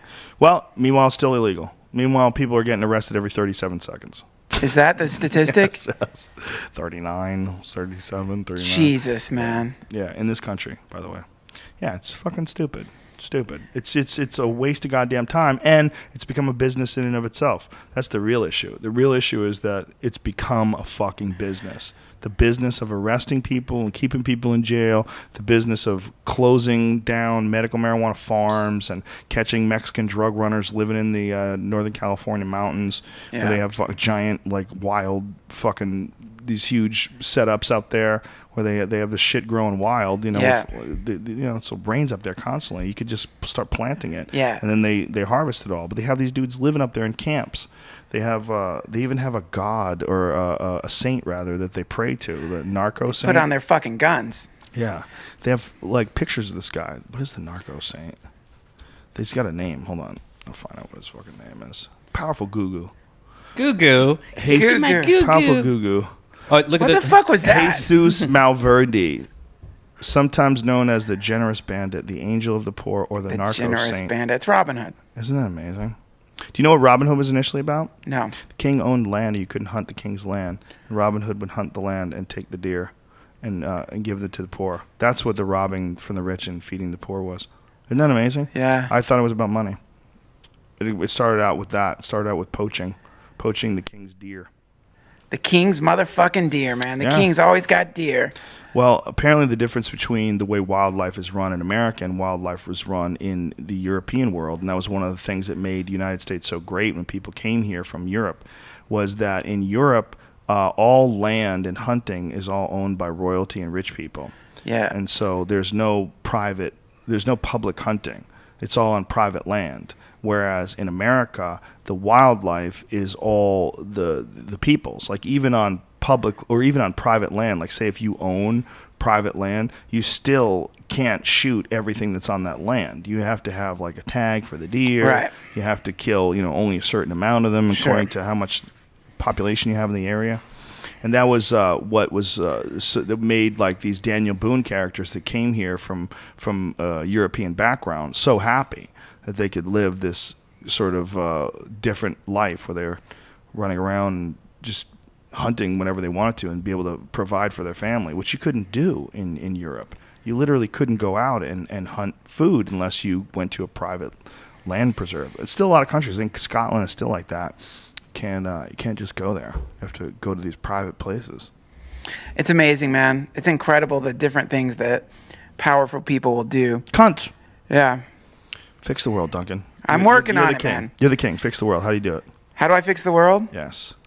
Well, I mean, obviously, we start paying teachers the amount that we pay doctors, creating a competitive environment. Even doctors are getting fucked over, man. Well, so we pay teachers a fuckload of money so that it becomes what you pay actors. Yeah, that's it. Can you imagine that? That's it. And you have like Academy Awards for the best teachers. So teachers become the celebrities, fucking make it so that it's the most competitive industry to get in. So the people who become teachers are these fucking super genius, brilliant people who start really teaching kids about how incredible and beautiful the universe geniuses, teach them about fucking Feynman, teach them how to like synthesize LSD. Boom. You do that, man. That's terrorist behavior as labeled in the Patriot Act, what you just said. What, teaching them about Feynman? No, the other part. Oh. Well, fuck them, dude. Hey, everybody. Fuck them, dude.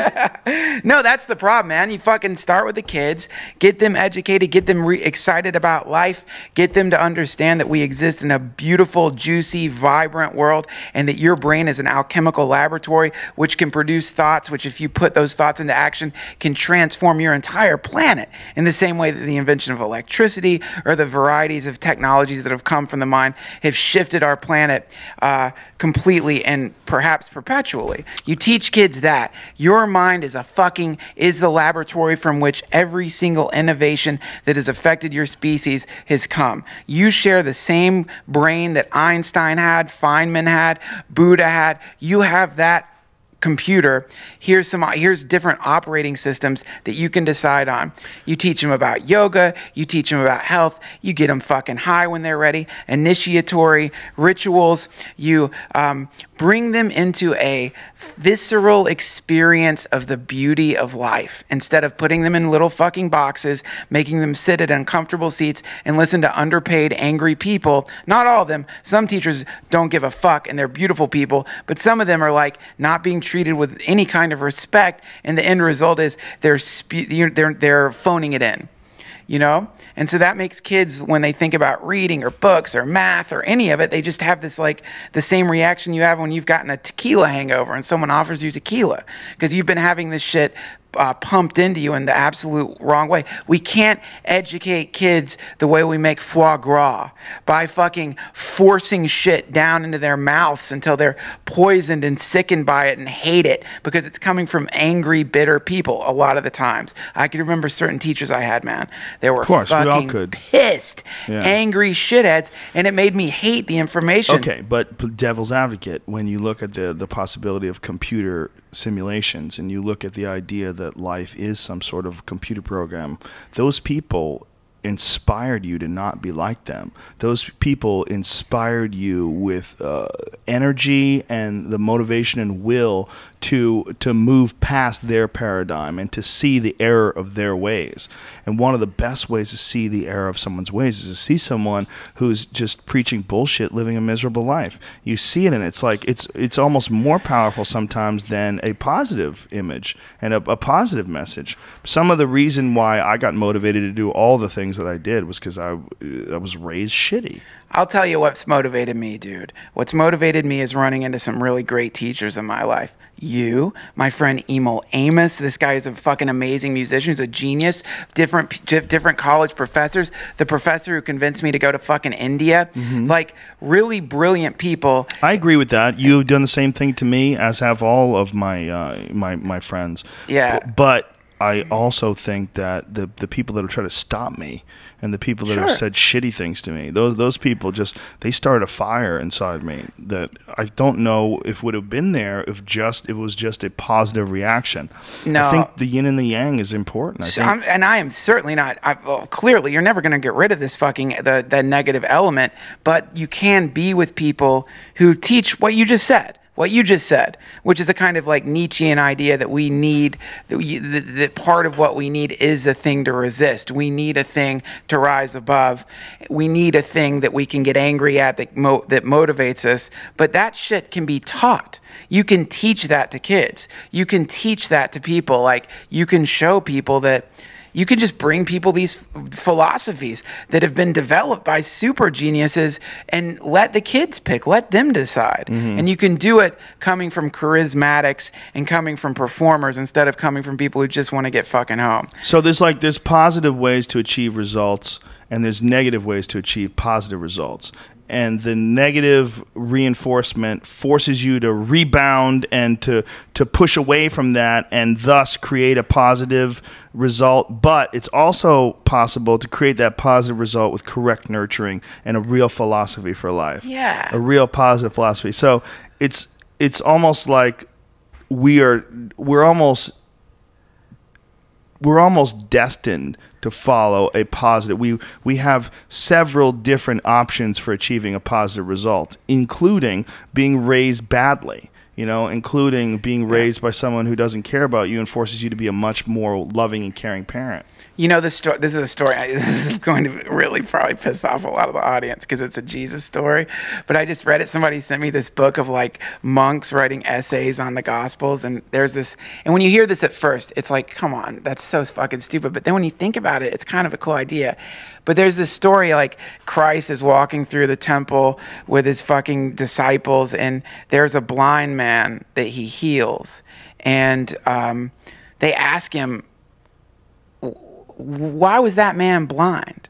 Why was that man born blind? Is it because of his sins? Or that now you have to understand this is coming from a primitive desert philosophy, sins and all that shit. But they're saying, is it because of his karma? Or is it because his parents' bad karma? They're asking, like, what's the reason that this guy is fucked up? And the response is really brilliant. And the response was the guy, and if you take it literally, it's stupid. But the response was he was born blind so that that miracle could be worked through him, so that novelty could come into the universe in the moment that he regained his sight. And I think that's a really beautiful fucking idea, which is that your situation, whatever your specific situation happens to be that is a negative, backed into a corner, dark fucking place, in one way, it's the most awful thing ever. But in another way, there is nothing more fucking beautiful. Like when you have a friend who's like a desperate, horrible fucking alcoholic, whose life has gone to shit, who's broke all the time and is almost dying, and you see him overcome that fucking addiction, and all of a sudden this guy, wherever he goes, to anyone who's an alcoholic, is like a living representation of the fact that you don't have to live like that.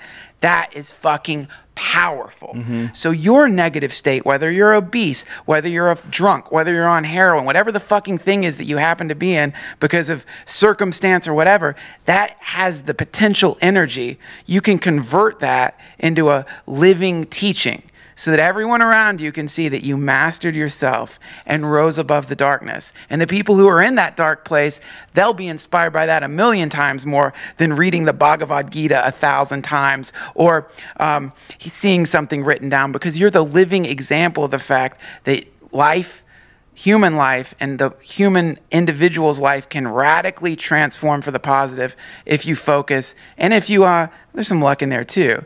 But so the point is, these negative situations, they're given to us as I don't want to say given, but they're an opportunity to really show people shit can get better. Because, man, when I hear someone, you know, like when you see someone who's a cunt and they're yapping about whatever the fuck, you know what I mean? But their life sucks and they're always in drama and they're in a bad relationship. You know, what's like, what are you talking about? But when you run into an authentically happy person who's utilized principles and transformed their lives, you fucking listen to that, man. Well, when you run into people that are doing things also, you like feel the need to do things. When you read about someone who's inspirational, you get inspired. You know, we draw energy from other examples, including negative ones. You'll see a fat person who'll motivate you to go to the gym. You'll see some guy in a fucking scooter with his gut hanging over the handlebars, and you'll throw the Twinkie away. You know, yeah. We're capable of taking positives from negatives. Damn right. We can draw energy from all sources. It doesn't just have to be like inspirational people. Certainly you can, like, the idea is whatever the energy is coming in, turn it into positive. Shift it, turn it, transform it. Be the fucking prism that shifts whatever that energy is into like a beautiful rainbow instead of like a turd. And even when it is positive, just let it enhance your rainbow. Yeah. Let it enhance your beautiful vision of the world and pump it up even further. And you know, that idea, it's something that, like, people can say, oh, you guys talk about that all the time. I really think you have to. I think it's something that's a mantra. I think it's something that needs to be repeated. It's an ethic that needs to be ingrained in our mentalities, and that's why I say it all the time. Because I'm also doing it for myself. I want to pump my own version of it up in my own head. I'm not immune to negative feelings and thoughts. I'm just a very diligent watcher I'm a very diligent guard of my consciousness. So when I repeat positive things, it's not that I'm trying to convince myself. It's I'm reinforcing these positive traits in my own mind and in the mind of other people. And it may be a bit repetitive sometimes and get a bit redundant, but I think we need it. I really do. I think you need it yourself. I think I need it. I think society needs it. Yeah. And I think it's missing. It's missing from all of our entertainment. It's missing from Anderson Cooper CNN reports. It's missing from the fucking news of all the shit of the day and the hurricane devastation. There's missing a broadcast from the collective consciousness, a broadcast from the culture of the world that we can slowly but surely, despite all the news and evidence to the contrary, slowly but surely all move towards a more positive state. This thing you're talking about is what I think of as the river and the forest effect. Have you ever been walking in a forest and suddenly you become aware of the sound of the river? It's been there the whole time, but if you don't, it's such a subtle sound that blends in with the wind and the sound, but all of a sudden you hear that light trickling of water running over rocks. Yeah. That's what you're talking about. It's a kind of like metaphysical river that runs through everything, and it's very subtle, and it's very easy to forget that it's there. And we gotta figure out how to get it to the ATF. We've got to figure out how to get it to these fucking crazy assholes. The same people that brought you the Fast and the Furious trying to lock you up for having a rifle and a fucking medical marijuana license. We got to get this to the same people that run the federal bank that want to pretend there's some fucking crazy debt that we have to pay off. To who? To what? Yes. Where's that money? What does it even mean? What does your money represent? Yes. You fucking crazy assholes with your numbers and your fucking the scroll underneath when you're watching the news and that stock market scroll goes under. You're like, what are you saying?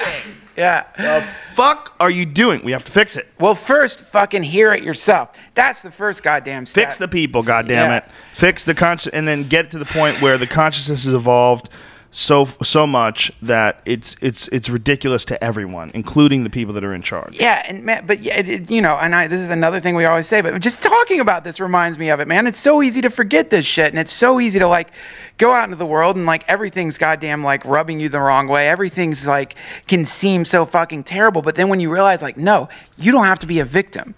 You can either get rolled by the wave of phenomena or you can surf on the fucking top of it. And when you remember that, then suddenly when you go out into the world, the asshole you run into at the fucking gym, the shitty waiter, whatever the cunt in traffic, these things become little packets of energy that you can use to enhance your existence and to grow. But god damn, it's easy to forget. And it's easier to let them to be rolled. It's easier to be angry. It's a form of laziness. Yeah, we're in intellectual laziness and physical laziness. That's one of the things. Look, in order to have a sound body, you have to have a sound mind. It sounds like a cliche, but it's fucking true. You got to eat healthy, you got to drink a lot of water, and you got to get some fucking exercise in. Yes. If you don't get some exercise in, your body's going to betray you. Your body's going to lie to you. It's going to give you stress that's unnecessary. Yeah. It's going to send you signals that you have to deal with. You need to keep your fucking machine healthy. Your vehicle for traveling through this dimension is your body. Keep that bitch healthy. See that? See this shit? This is water. I drink a liter of this every couple hours. I just slurp this piss shit like down. a racehorse. I piss every 5 seconds in my pants. It's important, folks. Take your vitamin. Brian's over there with a glass of heroin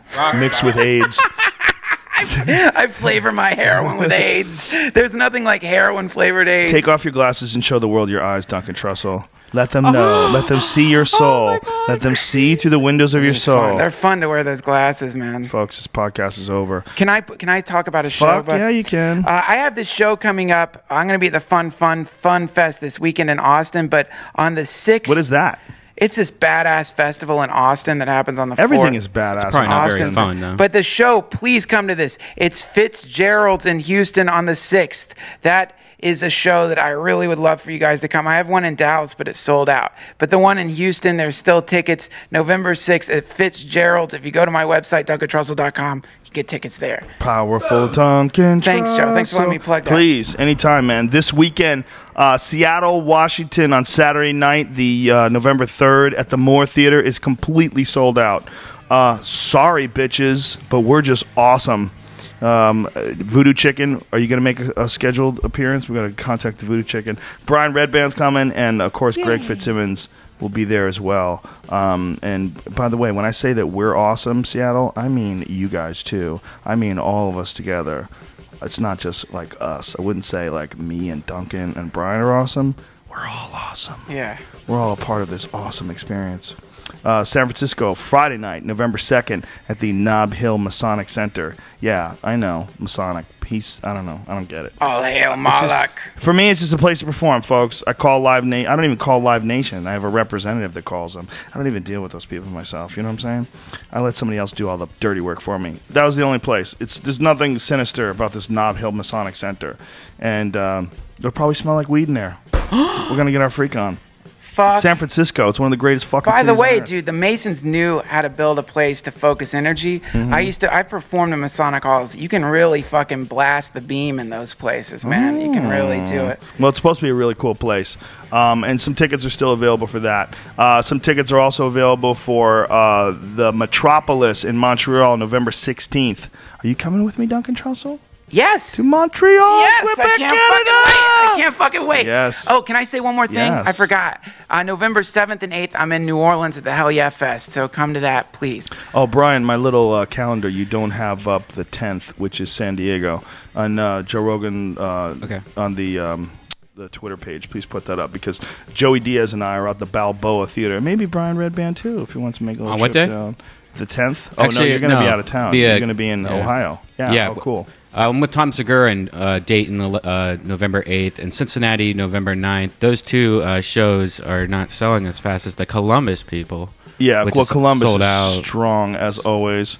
We might be looking into buying Brian's mom's place in Columbus. She has a fucking bed and breakfast. Nice. And turned it into Death Squad Studios. Turned it into the Death Squad compound. You're going to fucking what are you going to do with Brian's mom? We're going to get rid of her. Throw her into the streets. No, she's got 2 houses. But one of them she owns as a bed and breakfast on a giant piece of land where we can hunt deer. Dude, I like it. How many acres? Did you talk to Mom? Oh, I haven't, but I will. It's a lot. More than 20 acres? You saw just the driveway. Yeah, it looks pretty big. We need a few hundred acres. Yeah. We need a Ted Nugent style high fence. Keep some fucking buffalo roaming Fucking around. tunnels. Tunnels. I found a place online. Some guy sent me this on Twitter where you can buy houses that are built on top of old missile silos. Yeah, hell yeah. There's a bunch of them. Let's get one of those, brother. That's where they used to manufacture the LSD in a fucking missile silo. Come on, let's get a silo. That was the one that what's his face? Hamilton Morris. Yes. Yeah. Yeah, silo homes, man. There's a lot of those. These are incredible. There's like several homes for sale that are built. Like if you go to silohome.com, you can check these out. It sounds like the ultimate apocalyptic scenario. Fun. One of them has a fucking runway for a plane and like this rustic looking log house that's built over this several floor missile silo that's converted into this crazy like storage compound. Fucking fascinating shit, folks. Prepare for the apocalypse. It is coming. Hare Krishna. It already came to New York and New Jersey, and all our brothers and sisters out there on the beach in Jersey that lost your houses. Mad love and respect to you, and all the people in Long Island that lost their places. We feel for you. That fucking hurricane's a cunt and a half. Yeah. And it may be just the beginning of more crazy storms. You got to keep moving, folks. You can't stay in places that are getting ravaged by nature. There's places on Earth right now where you can't live. You can't live where there are volcanoes. You can't live in Antarctica. You can't live in the fucking North Pole. We got to keep moving, okay? Yeah. And that's one more aspect of our world where we have to understand that this is really, truly a global community. And we can't live in the places that suck. And we got to be able to not be fucking territorial and accept people into new spots. Mexico. Whatever. And make love. Make love and let jizz flow from your penis. Blast that jizz, friends. Blast it. And make people, if you can, and raise them correctly. And be nice to all the folks around you. And Drop love bombs. Give the hand jobs. Don't put those off. Listen, give happiness. Yeah. Spread you just orgasms. ruined everything with hand jobs. Hand jobs? What the hell? that's What's that? Some girls Keep your don't hand do jobs. that when it's time. Okay. I don't know what you're saying. Yeah, Sounds go like right to the someone has mouth. Who someone needs has a hands? repulsive penis. How dare you? No one wants to suck it. It's beautiful. It's like a root. It's like beautiful. the root of a fucking rutabago. The root of What's a all evil. rutabago? A rutabaga? No, What is how it? dare you? It's an oak tree. No, I'm a root. penis model. I use my penis I'm Wow. a condom model. Sweet. All right, folks, For highlights. that is the end of this week's podcasts. Thanks to Onnit.com for sponsoring our podcast. And Onnit is now going to sponsor all of the Death Squad podcasts, incling the Duncan Trussell Family Hour. Hell yeah. Which you can get on... Where's my Are you on alphabet? Stitcher? Are you on Stitcher? I'm on Stitcher. Powerful Stitcher. We're up for some Stitcher awards. By the way, I don't give a fuck if we win or not, because I'm not really an awards guy. I think the awards for art are silly, but if you give me it, I'll accept it. Fucking show's over. Onnit.com. Use the code name Rogan. Save yourself 10% off any and all supplements. Next week we have Philip Copens, Lost Civilizations expert, on Monday. Brian Callen is on Tuesday, and Peter Duesberg on Wednesday. Woo! He is the biologist from the University of California, Berkeley, that does not believe that HIV causes AIDS. We got a lot of cool shit coming on, folks. A lot of craziness, you fucking dirty freaks. And that's it. And by the way, the new studio should be any week now. It's almost done. That's we're setting up some things next Wednesday. We may very well start broadcasting live in the month of November. That's what it looks like. Yeah, it's gonna be sick. All right, you fucks. We love you. We love the shit out of you. And you are us, and we are you. One love. Hare Krishna. Keep it going. Rock this shit.